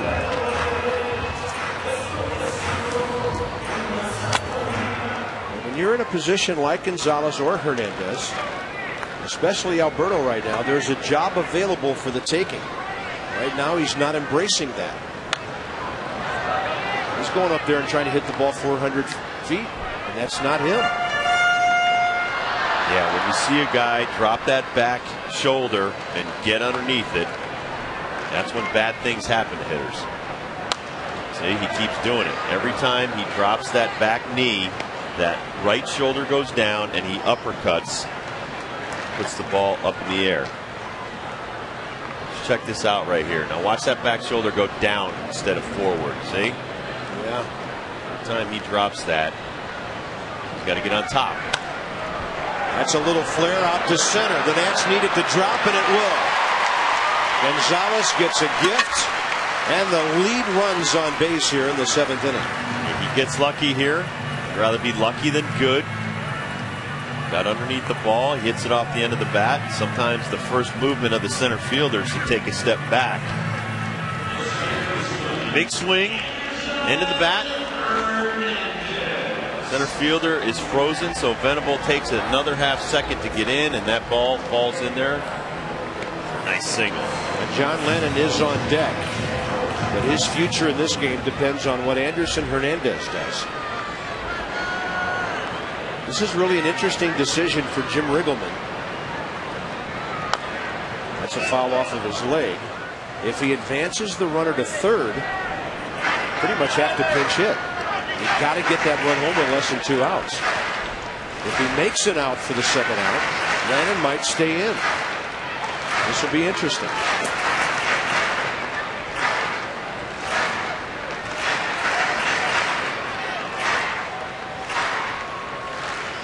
Two career home runs, so you know what the Nats are looking for. A line drive somewhere. That's a fair ball. Gonzalez steps in the bag. It's a tag play at second and a 3-6 double play. That'll probably keep John Lannon in the game for a little while. Top of the 8th coming up. Josh Willingham ties the game. He's hit 14 this year. 12 of them have been solos. And that breaking ball went a long, long way.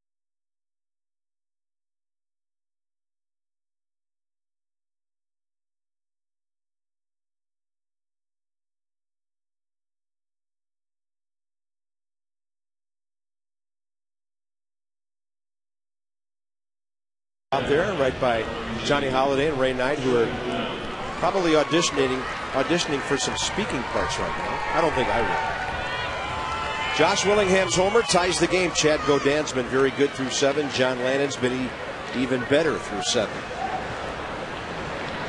Godin is out of the game. They'll bat Tony Gwynn Jr.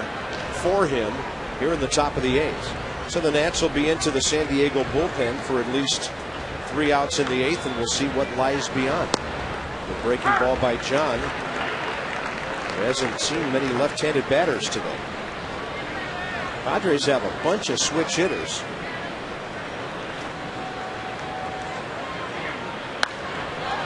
Gwynn goes to the gap in left center. Adam Dunn. Yes, he does. Long run for the big fella. I don't know, Rob. It looks to me like Adam Dunn is reading the ball off the bat better right now than he has all year. I would agree with that statement. Adam was over there and then Dunn in his glove. Yeah, it's all that first step right here. Good ball. It's driven deep into the left center field gap. Willie Harris is not going to get to it, but Adam Dunn does.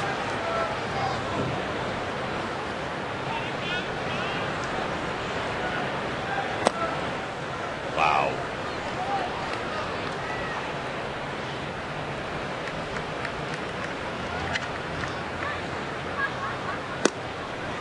So Chad Godin goes 7 innings, gives the Nats 1 run on the Willingham homer, 4 hits, 2 walks, 4 strikeouts, a double play ball. An outstanding day for him. 98 pitches, 61 strikes. Now Lannon, pitching into the 8th inning, will be hit 4 in the bottom of this frame, most probably. 3-1. You know, when 57 of your first 76 pitches are strikes, those are too close to not call strikes. Resulting in a walk to a speedy runner with 1 out. He's already stolen a base today and 2 in this series. John Lannon's first walk in his last couple of starts. Last time he walked a man was in the 6-2 loss to the Cubs 10 days ago. Cabrera, a definite running threat. Venable has doubled today. Ball 1. Come on, settle down right here. Get your ground ball, get out of this.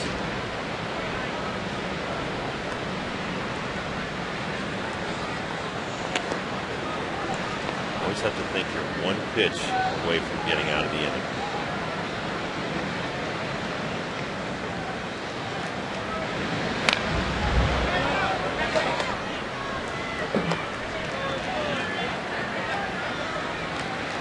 Been some fireworks up in Philadelphia. The Phils now have another home run. Ryan Howard's 25th. He leads St. Louis 5-2. Jason Bergman, Mike McDougal.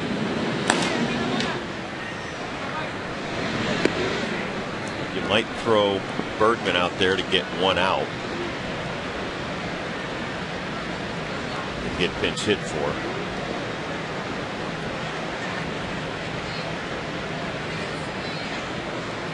Double switch.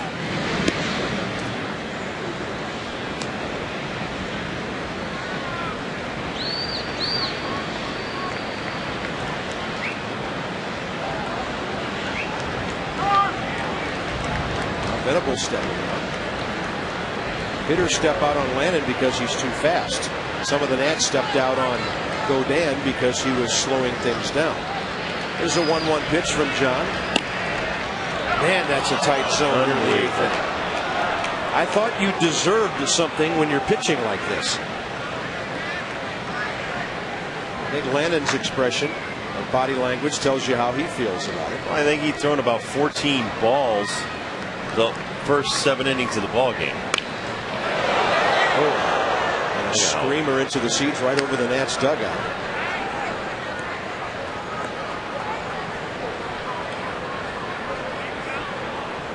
What'd you say? His last walk was 10 days ago? Yes. I mean, he has just been a strike throwing machine.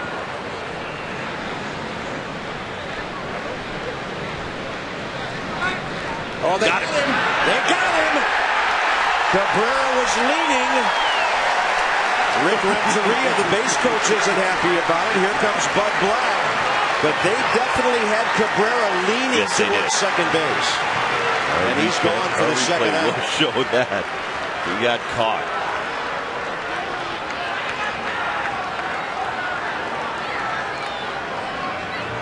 Well, you see him watch that first movement was towards second. Landon noticed it and gets him. I think Renteria and Bud Black are arguing he got the hand back in, but Nick Johnson slapped the tag down in a hurry. Nah, he got him. Watch the first movements towards second. Oh, freeze it.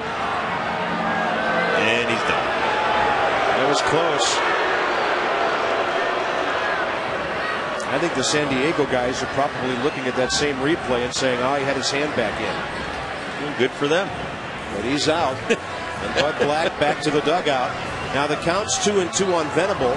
So John Lannon is suddenly one pitch away from being out of this inning. And it's almost like when the throw beats you to the bag.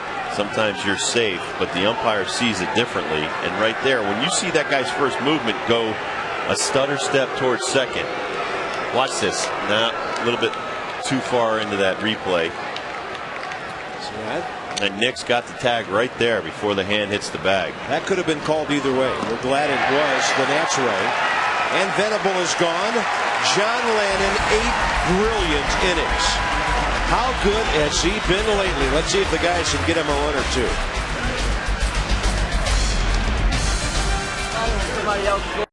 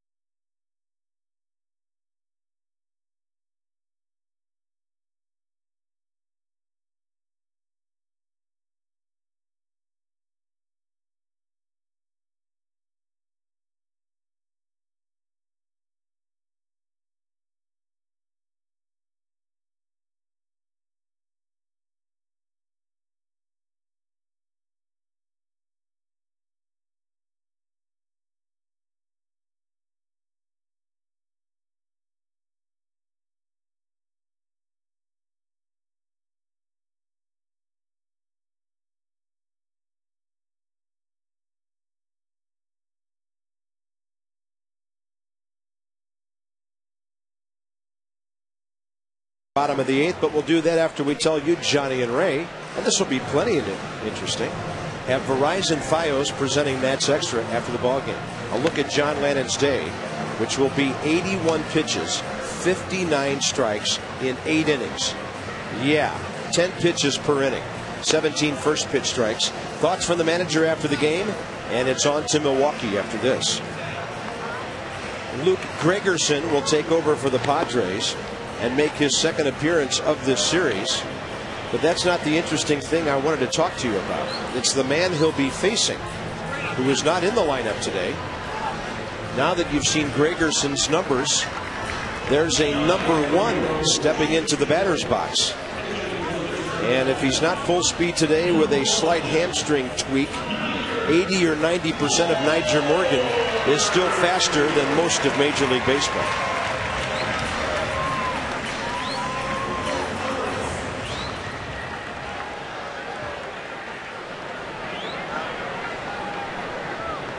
Morgan, fantastic as a national, batting .372 in 20 games now. That forces the third baseman Kuzminoff to play on the grass. You wonder if Morgan would be bunting if his leg's not feeling great. Well, he's got a tight zone both ways. So if you're going to be consistent and not call strikes, be consistent both ways.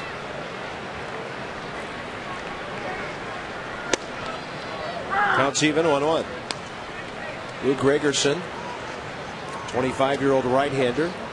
They got him from St. Louis in the Khalil Green deal. And with all the problems he's had with the Cardinals, the Pods have the best of this transaction. Another strike.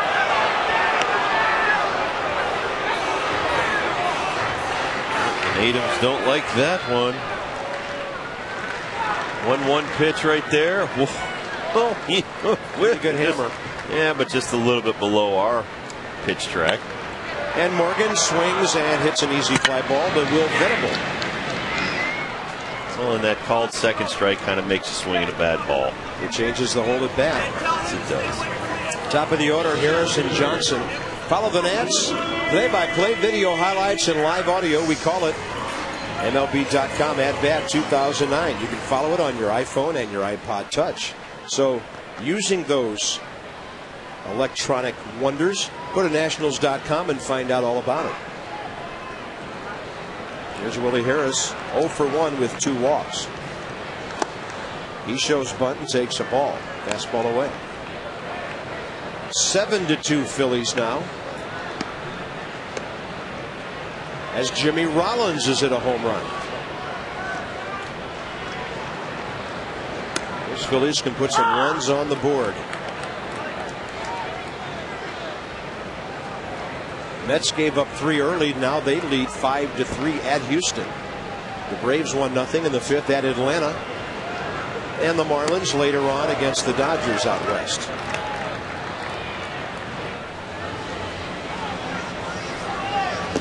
1-5-0 Padres, 1-5-0 Nats. Your line scores today. 1-2 to Willie Harris.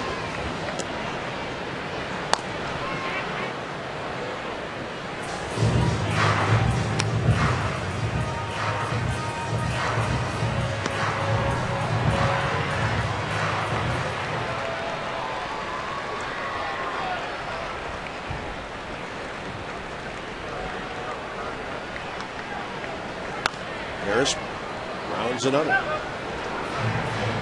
Marty Brennaman used to always say the old chicken dance. Foul ball. Yeah, I know. Everybody's got their sayings. They all can't work.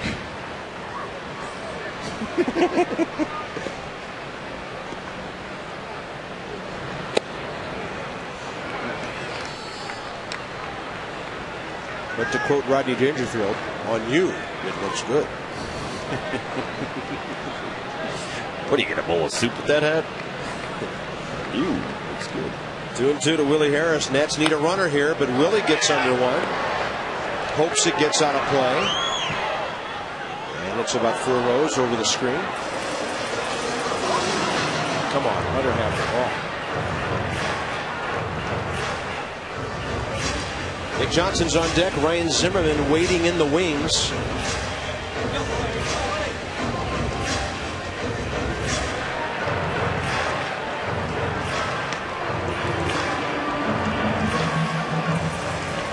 Really well-pitched game on both sides. Godin and Lannon. 1-1, bottom of the 8th with 1 out. Willie Harris, base hit. Maybe 2. He's thinking he's going to hold up, and that's a good decision. Good stop, but aggressive base running. He saw that big lumbering right fielder, Kyle Blanks, heading for the ball. The Blanks has 1 hiccup. Willie Harris is on second base. Now, give Blanks a lot of credit cutting that ball off. For a big man, he runs pretty well. We learned that last night. Gets down the line well, got to that ball well. All right, big at bat for Nick Johnson, who's 0 for 3. 2 for 10 in the series.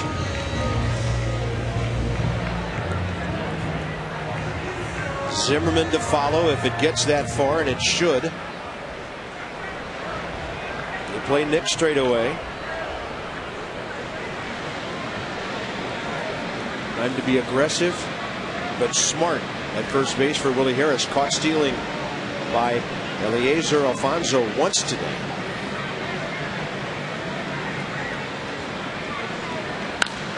And Nick expanded his zone and got aggressive on the first pitch. We don't see Nick do that very often.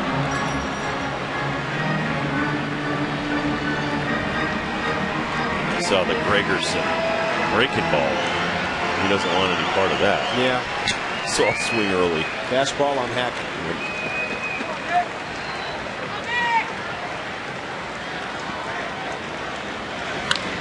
That's a double play ball. Oh, it's dropped. What a mistake by Luis Rodriguez. He didn't even catch it and lose it on the exchange. He just muffed it from the get-go. And the Nationals get an unbelievable break. The inning should be over. Fielder's choice error on Rodriguez. Well, this is one of those don't assume the double play ball on defense. You got to catch it before you make the transfer. Right there. Nice feed. And he's already trying to be too quick to throw it to first base. Bud Black is steaming. Wow. This is not a meeting with the pitcher. This is let's get our heads in the ball game. And he's wanting the pitcher, and I'm sure he's saying it so the second baseman can hear. He doesn't want the pitcher to drop his head and lose this inning because of somebody else's mistake. This is interesting. The manager's long gone, and the infield still gathered around the mound, although the first to depart was the man who made the error. Well, and you got to try to pick up your defense after a play like that. They're not trying to make the error. Rodriguez was trying to make a quick turn. He knew I have a very fast Willie Harris barreling down on me. It's a young mistake. It's going to happen when you have some 22-year-olds out there in the middle infield. Ryan Zimmerman 0 for 3 with 2 strikeouts and a pop-up.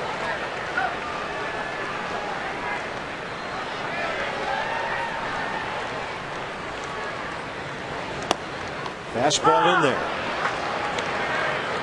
There's one thing for sure. Gregerson can't pitch Ryan any nastier than Chad Godin did today. That's true. First 2 at-bats struck him out looking both times. Then on a breaking ball away, popped him up.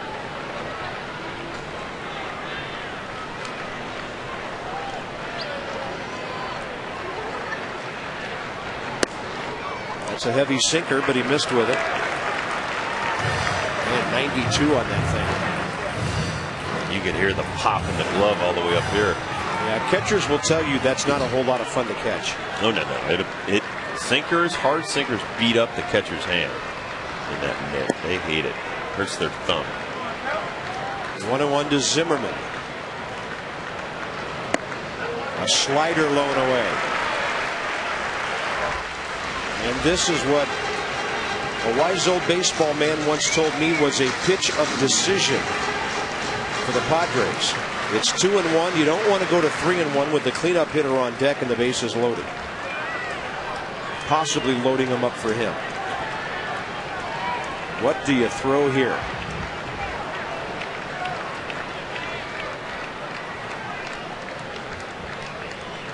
It's a slider. Ryan hit it right off the end of the bat.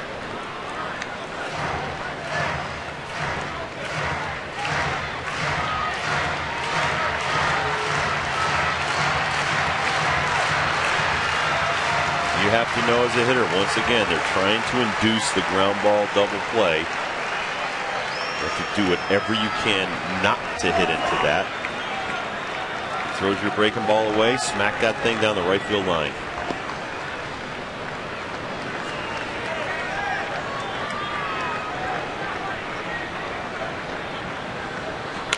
Fastball up, and Ryan managed to foul it off. High and tight with the heater. And that was a pop-up pitch or a strikeout pitch.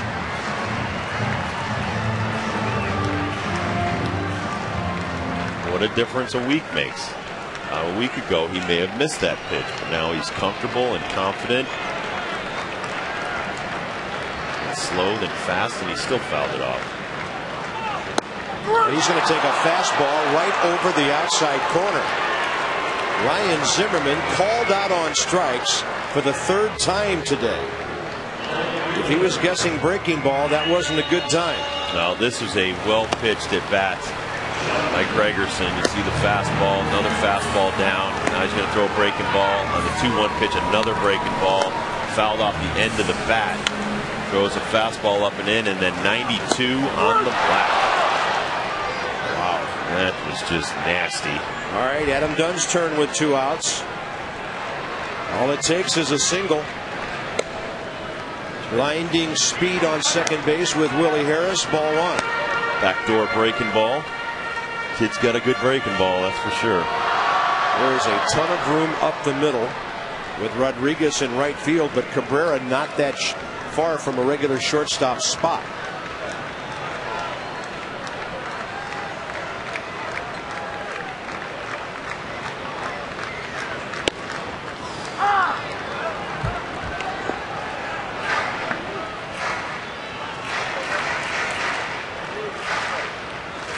And Adam goes up the middle quite a bit.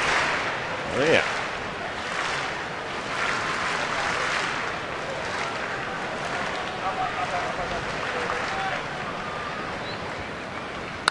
There it is. Nobody there. Nigel Morgan coming home.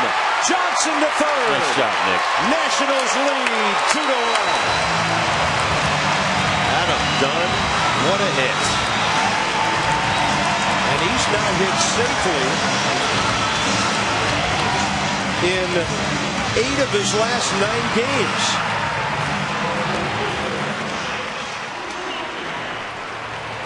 Adam Dunn has the shift on him.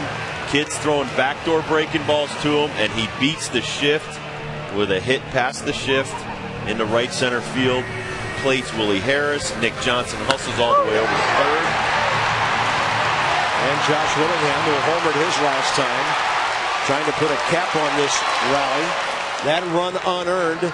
The Nats happy to have it, and a 2-1 lead. The Nationals will take it. They would even take another one right now for insurance. Breaking ball in there. Great situational hitting by Adam Dunn, who knew he didn't have to hit the ball out of the park.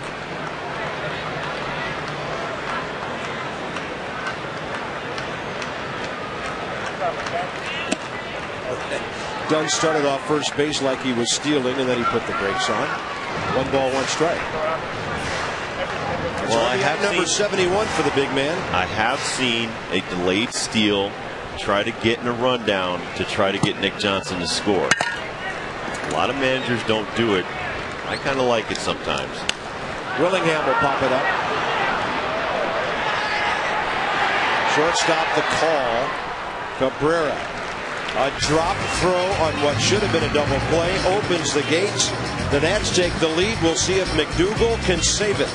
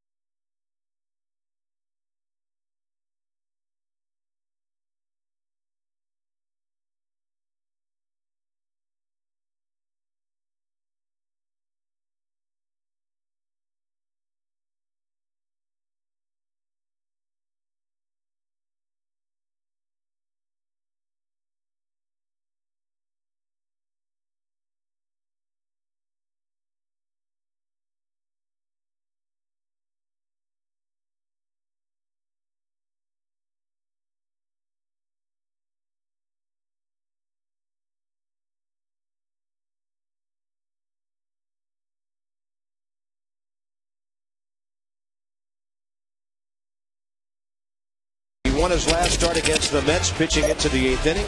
He's 3-5 with a 4.14 ERA.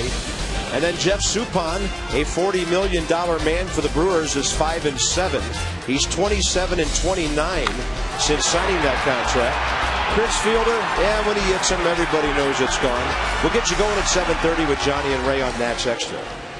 Time to shore up the defense. Austin Kearns in right. Niger Morgan stays in to play center field. And Willie Harris shifting over to left. Johnny and Ray and John Lennon the rest of the way. I like it. I know. And Mike McDougal. 6 saves on the year. Headley, Kuzminoff, Blanks, 3, 4, and 5. Now keep in mind, Adrian Gonzalez is in this game. And if anybody gets on, he's the 4th batter. McDougal misses with a fastball up and into Headley, 0 for 3.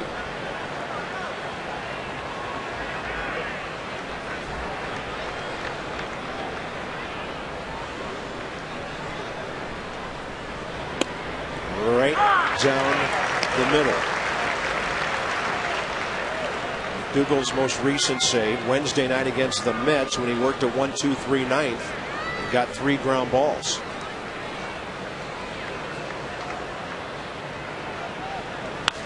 Out of play, left side, strike 2.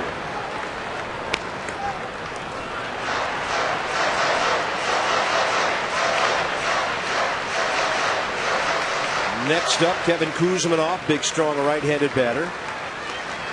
You could say the same for the guy after him, Kyle Blanks. That's a nice pitch. A little bit outside.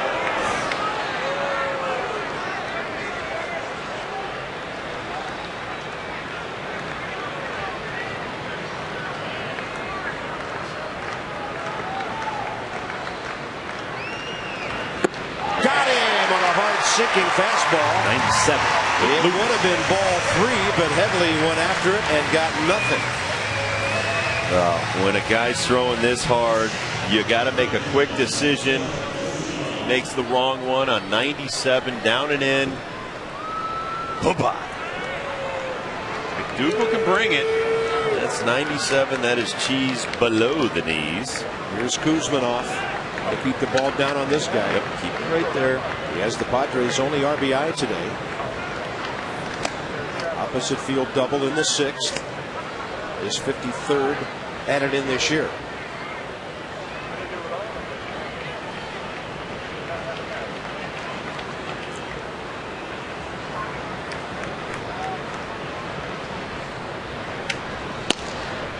Outside corner. Now that was a sizzler.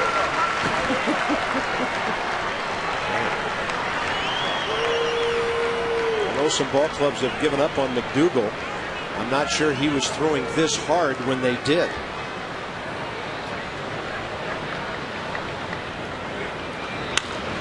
And a pop-up. He overpowered the right-handed batter. Hernandez 2 down.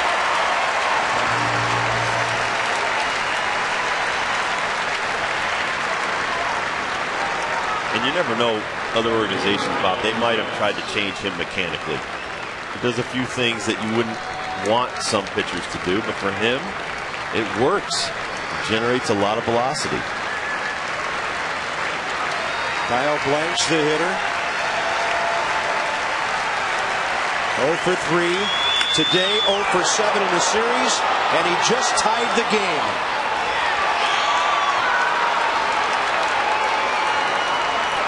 A 2-out solo in the top of the 9th, and Mike McDougal's first blown save as a Nat.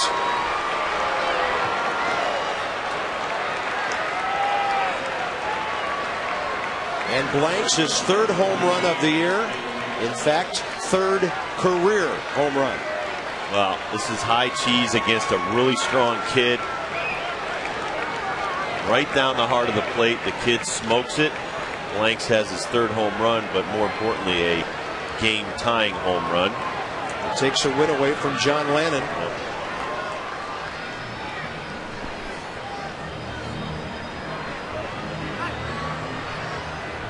And I'm sure Steve McCaddy just wants to remind him, listen, that's going to happen. You throw hard, you're going to give up home runs. Don't make a second mistake here to Adrian Gonzalez.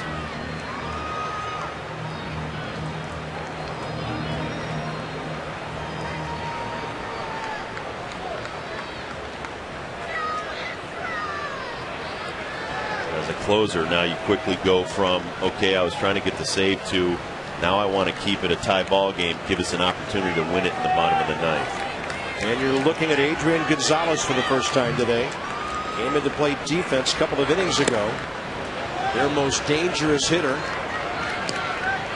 Yeah, but he hasn't been swinging the bat that well. Still worry about him, but you don't want to put the go-ahead run on base if you don't have to.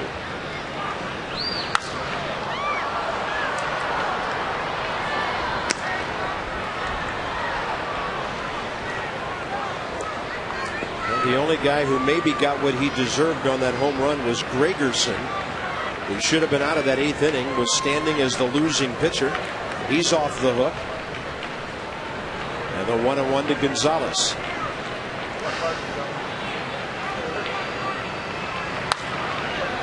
Nick Johnson will scoop it and run to the bag, and we're going to the bottom of the ninth.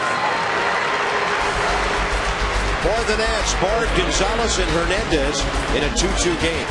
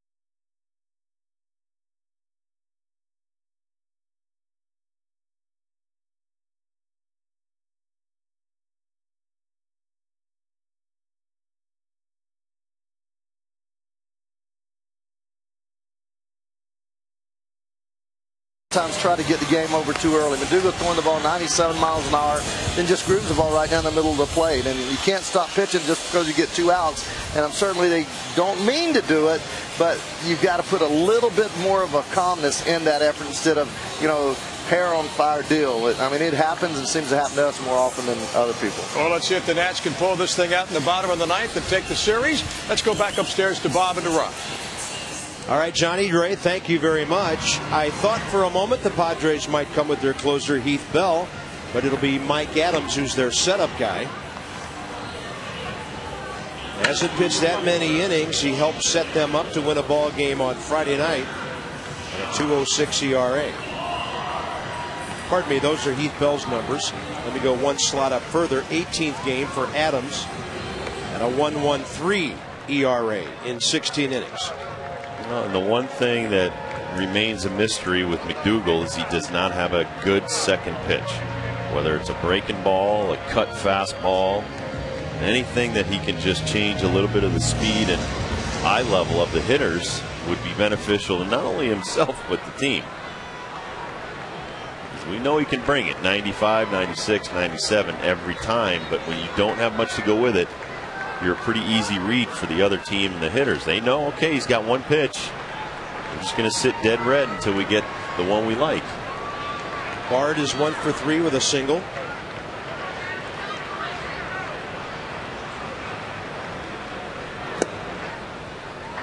And Adams misses low and inside. Mike Adams pitched a scoreless 8th on Friday night with 3 strikeouts. He struck out Zimmerman, Dunn, and Johnson in that Padres win. And he pulls the string, 83 on the changeup.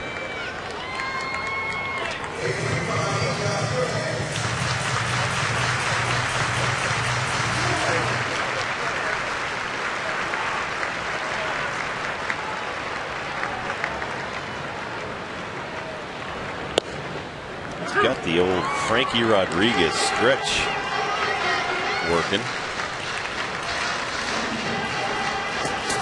sets his hands and puts them up high behind his head like Frankie Rodriguez. 1-2 to Bard. He's seen 2 change-ups in a row. Fights that one off. Gets the hard slider.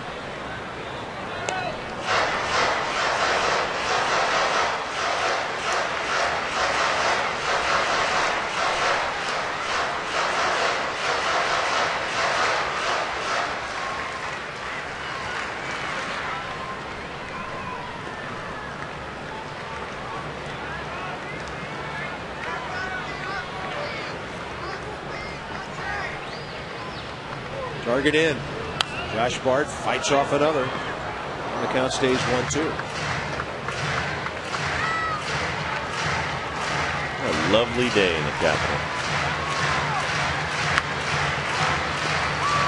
Curly W flying from the dome would look even better.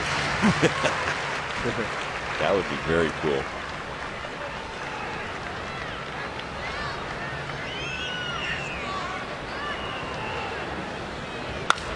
Bard up the middle. One more hop. Handled by Rodriguez for the first out. Alberto Gonzalez and Anderson Hernandez, the next 2 hitters. He blooped a hit to center last time up.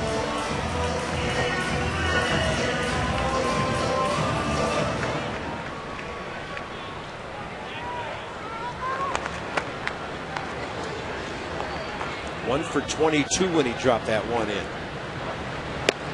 I mean, he is just swinging everything up on his eyes right now.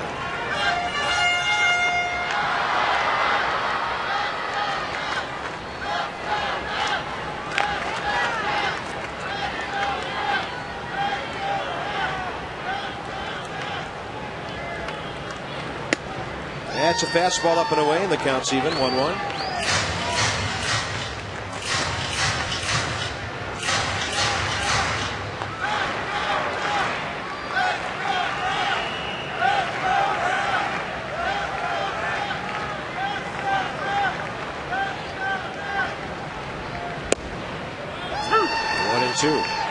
Took something off of that one.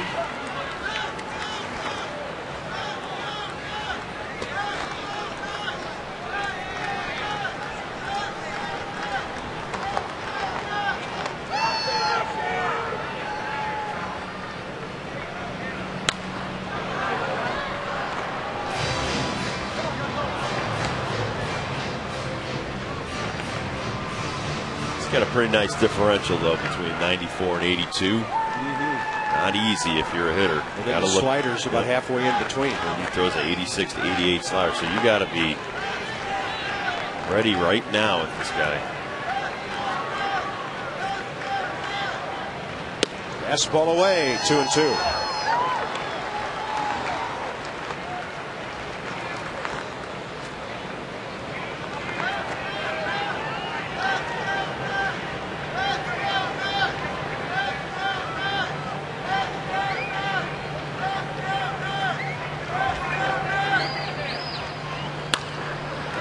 Two-hopper to short. 1 out away from extra innings unless Anderson Hernandez does something about that.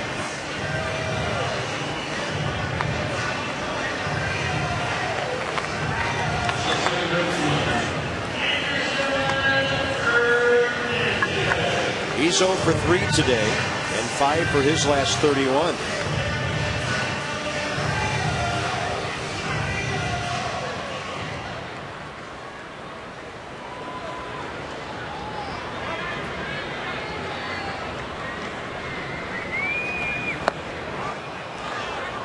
Swing's not going to get it done. That's a home run swing. Yeah, you got a guy who doesn't hit him. Yeah, you got to cut that down and drive that fastball back up the box. Get it going with 2 outs right here. Got some contact guys coming up behind it.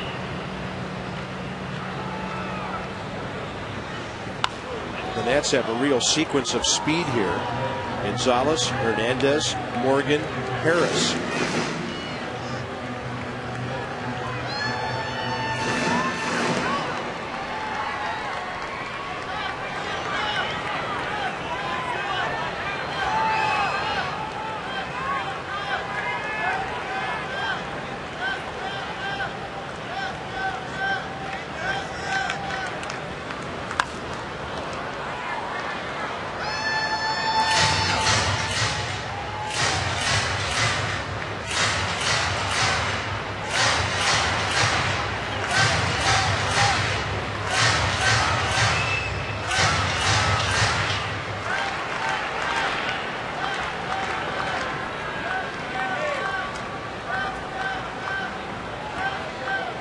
0-2 the count with 2 outs here in the ninth.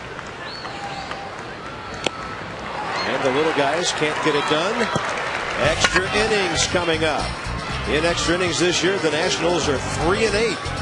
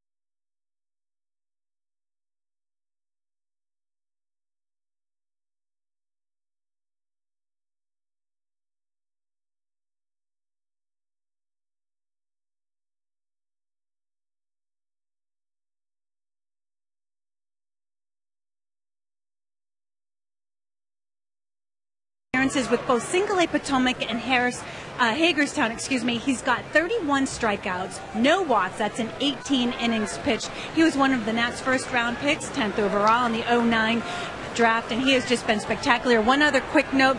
Dimitri Young, according to MLB.com's Bill Ladson, is out for the year. He's got a tear in his left quad. Bob? Well, that's bad news about Dimitri. Thank you, Debbie, for the update.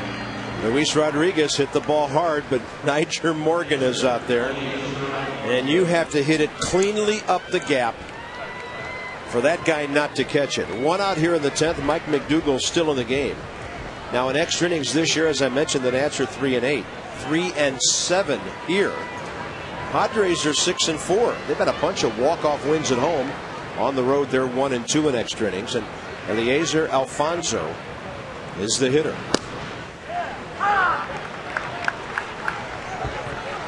Left-hander Joe Beimel warming up. Well, the Nats have an advantage because they're the home team, and also because Bud Black is preparing to use his last non-catching extra man. And that's left-handed hitting outfielder Drew Macias, who's on deck. They're warming up right-hander Greg Burke.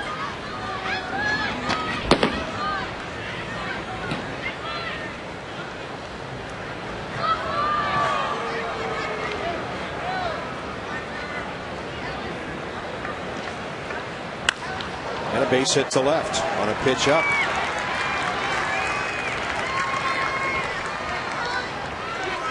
McDougall's now given up hits to 2 of the last 4 batters.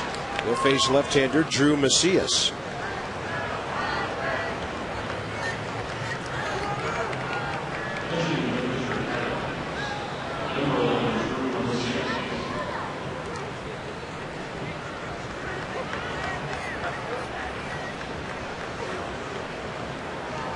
Drew Macias, 26-year-old left-handed hitting outfielder.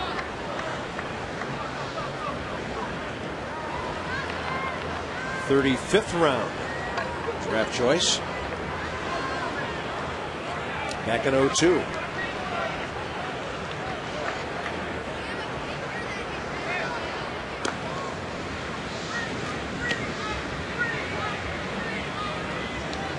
And Jim Riggleman's going to go ahead and make a change. The Padres only have one position player left on their bench, and that's their backup catcher, Jose Lobaton. So after a delay and maybe waiting for Beimel to get ready, Mike McDougall will leave after giving up the game-tying home run to Kyle Blank's last inning. 1 on, 1 out in the 10th for the Padres in a 2-2 game.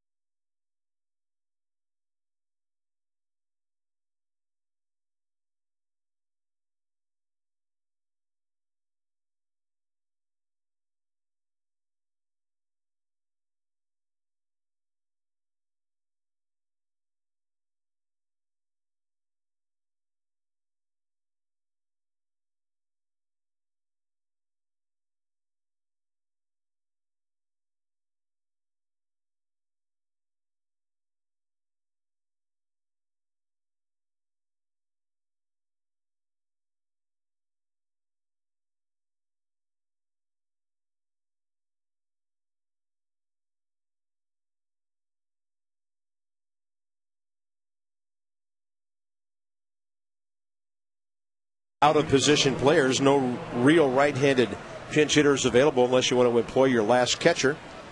So a lefty-lefty matchup with a runner at first and 1 out here, top 10.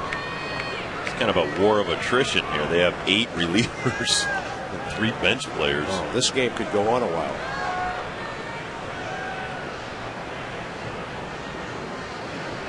And a big slow breaking ball. Macias as a pinch hitter, 1 for 9 with an RBI.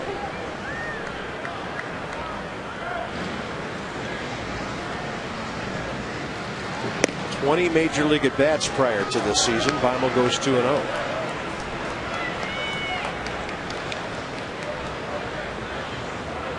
Well, a 0 on the board would be nice here, because the Nats would have 2 leadoff men coming up in the 9th.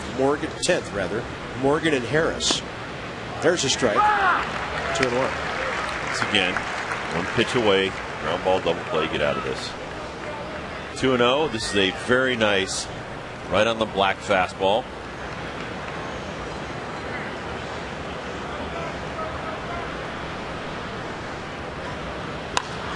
And a fly ball to left. That'll be easy for Willie Harris, who played center field most of the day. Top of the order now with Everth Cabrera. He's 0 for 2 with a base hit and a walk. It's a pretty good outfield we're featuring right now with Kearns in right. Man. Niger in center and Willie in left. Speed, and a great arm in right. That's kind of the way they've been planning their outfield defense for 100 years in this game. And Austin's, he gets great jumps on the ball. He does. He's a big man who runs extremely well.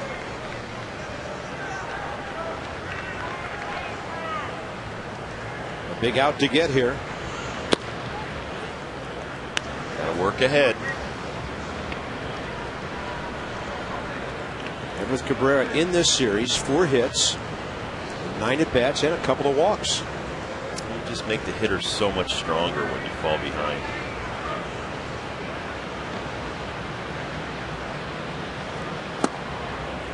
He thinks he's in the driver's seat, which he is, because you have to come into him.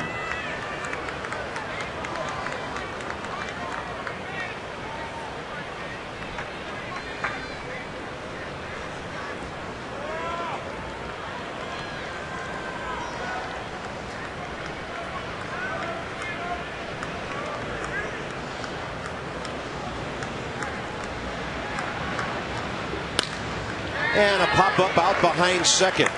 Niger Morgan is coming in. And and he's going to come in and lead off in the bottom of the 10th. How about the speed coming up with Morgan and then Harris? Tie game. Time to take care of business here.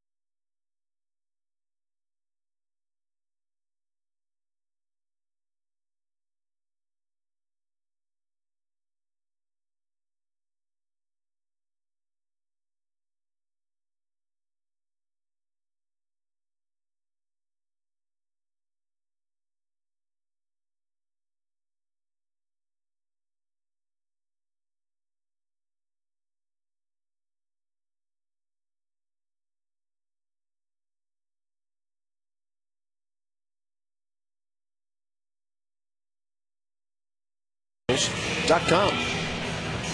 It's only a half hour away.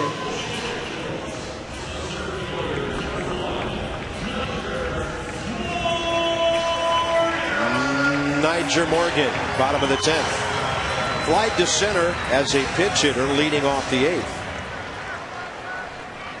And the Nats got a hit from Harris, a break on an error, an RBI hit by Adam Dunn, and they're facing right-hander Greg Burke, the 4th San Diego pitcher.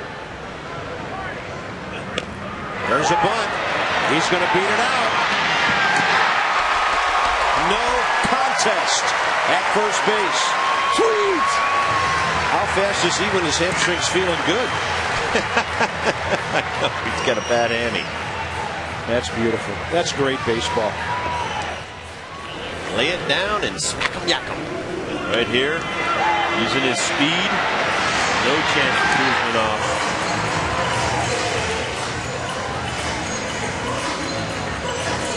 Those infield singles are starting to add up for Niger. Yeah, I remember a wise baseball man telling him he needed to do that more. A wise old man. Here's Willie Harris. And Willie's a good punter in case of a sacrifice. You just wonder if they might let things go on a pitch or two if Morgan can steal and then bunt him over.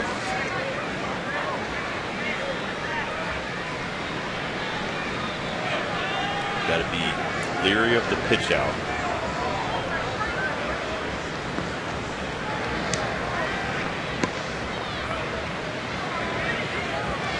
He's holding.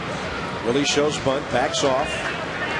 Niger Morgan has a net, 11 of 15 stealing. He's 29 of 43 overall. Not that great of a percentage, but a true running threat.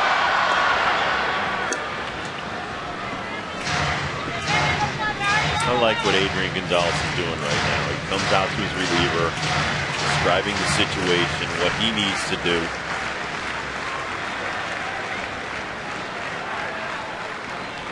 Adrian's got a lot of leadership qualities. It's tough to be in a position that he is, one of the only stars on that team.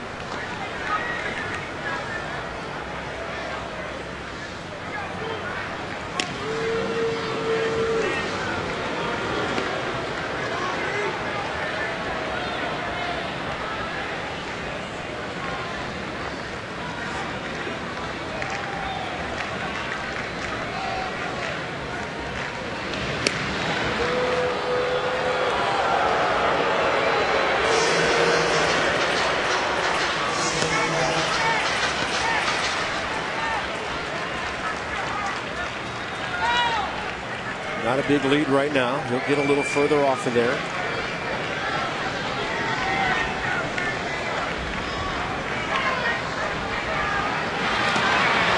ball gets away, but Gonzalez keeps it close. I'm a little upset that the Expos didn't bring the chicken on the stick with them when they came down here to D.C. They used to have this little thing. It was like an overhead projector. Remember that up there? No, I don't remember that. Yeah, every time you throw over to first, it was the worst I've ever seen at any stadium. It was like an overhead projector, and they'd have a little popsicle stick with a chicken on it. And every time you threw it, another one would be on there, and they were held up by somebody's hand. Ugh. He's holding. Ball 2. So we used to have a game in our bullpen when we got in the game, see how many chickens you could get up on the scoreboard by just throwing it over to first. There was no intent to try to pick the guy off. It was, we wanted to see, because every chicken was different, because it was, you know, cut out of paper and colored with crayon. It's incredible. 2-0 to Willie Harris.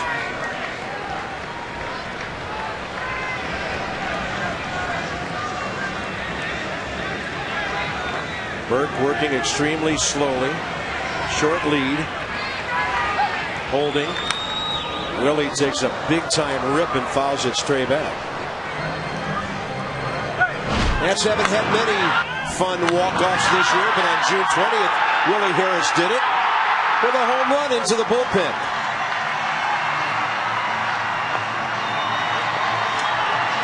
I'm pretty sure you're not supposed to touch him until he scores.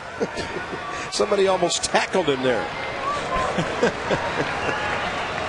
Julian Tavares. That was a 5-3 win in 12 innings over the Blue Jays. 2-1 pitch. Runner holding. And a bunt. It's a beauty. And it's a good one.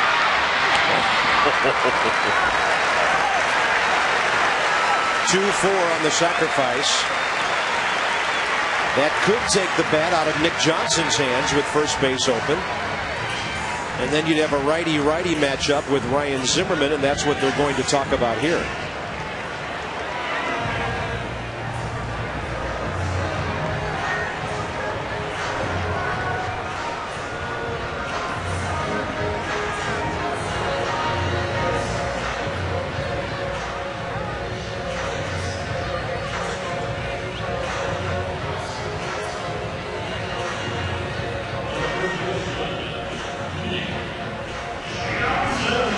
Johnson, 2 grounders, 2 fly balls, 0 for 4.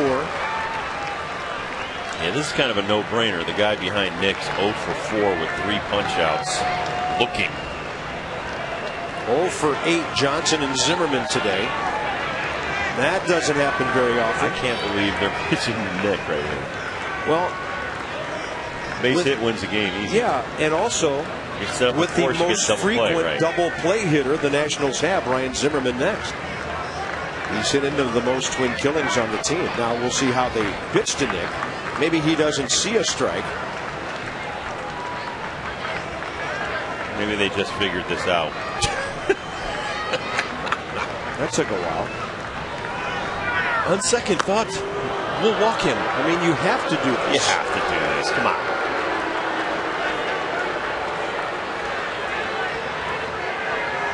Ryan Zimmerman has hit into 16 double plays this year. And you have one of the best contact men that likes to go away with righty fastballs like nobody else's business. Only Yadier Molina of St. Louis with 18 has hit into more double plays than Ryan.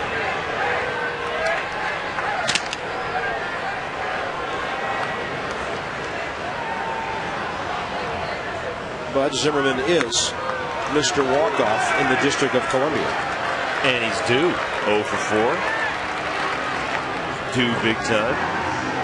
All you need is a base hit right here to erase the entire day for yourself. Now keep in mind, Adam Dunn is no longer in the game. Austin Kearns is the next hitter if it goes beyond Zimmerman.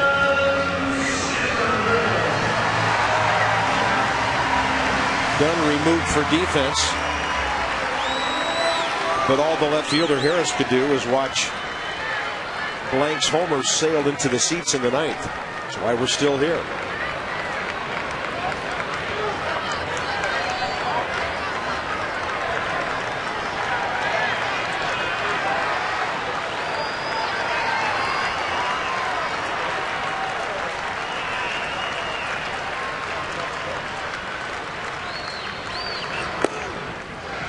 And serious tailing action on that fastball.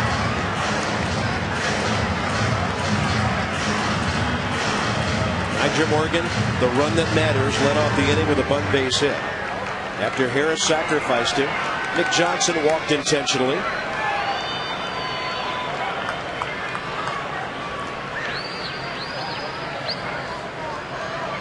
And the 0-1 to Ryan. He gets jammed and pops it up into short left center. Grabbed by Will Venable, 2 outs.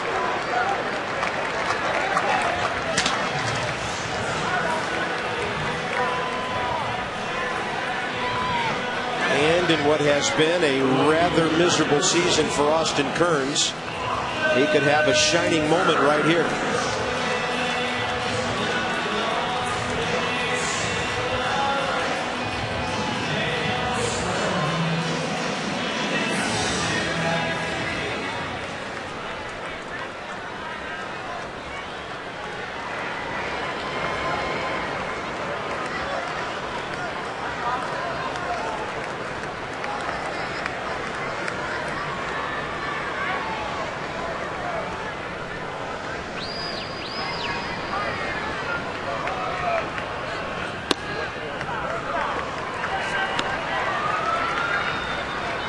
Impressed with this rookie's fastball.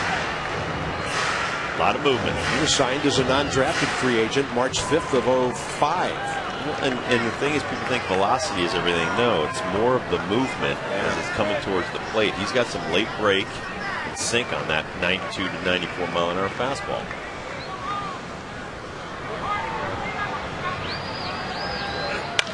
And a fastball, right center. Austin Kearns wins the game for the Nationals. And he does have a shining moment.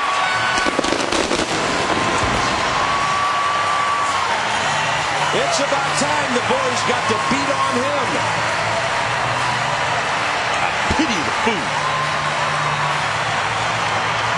He's been hitting it to right center so hard lately. Finally rewarded. Yes. The happiest man down on that field is Rick Exxon. Look at me giving him a big hug. Wonderful. Wonderful. Austin Kearns with his 17th RBI of the year. The Nationals win it 3-2.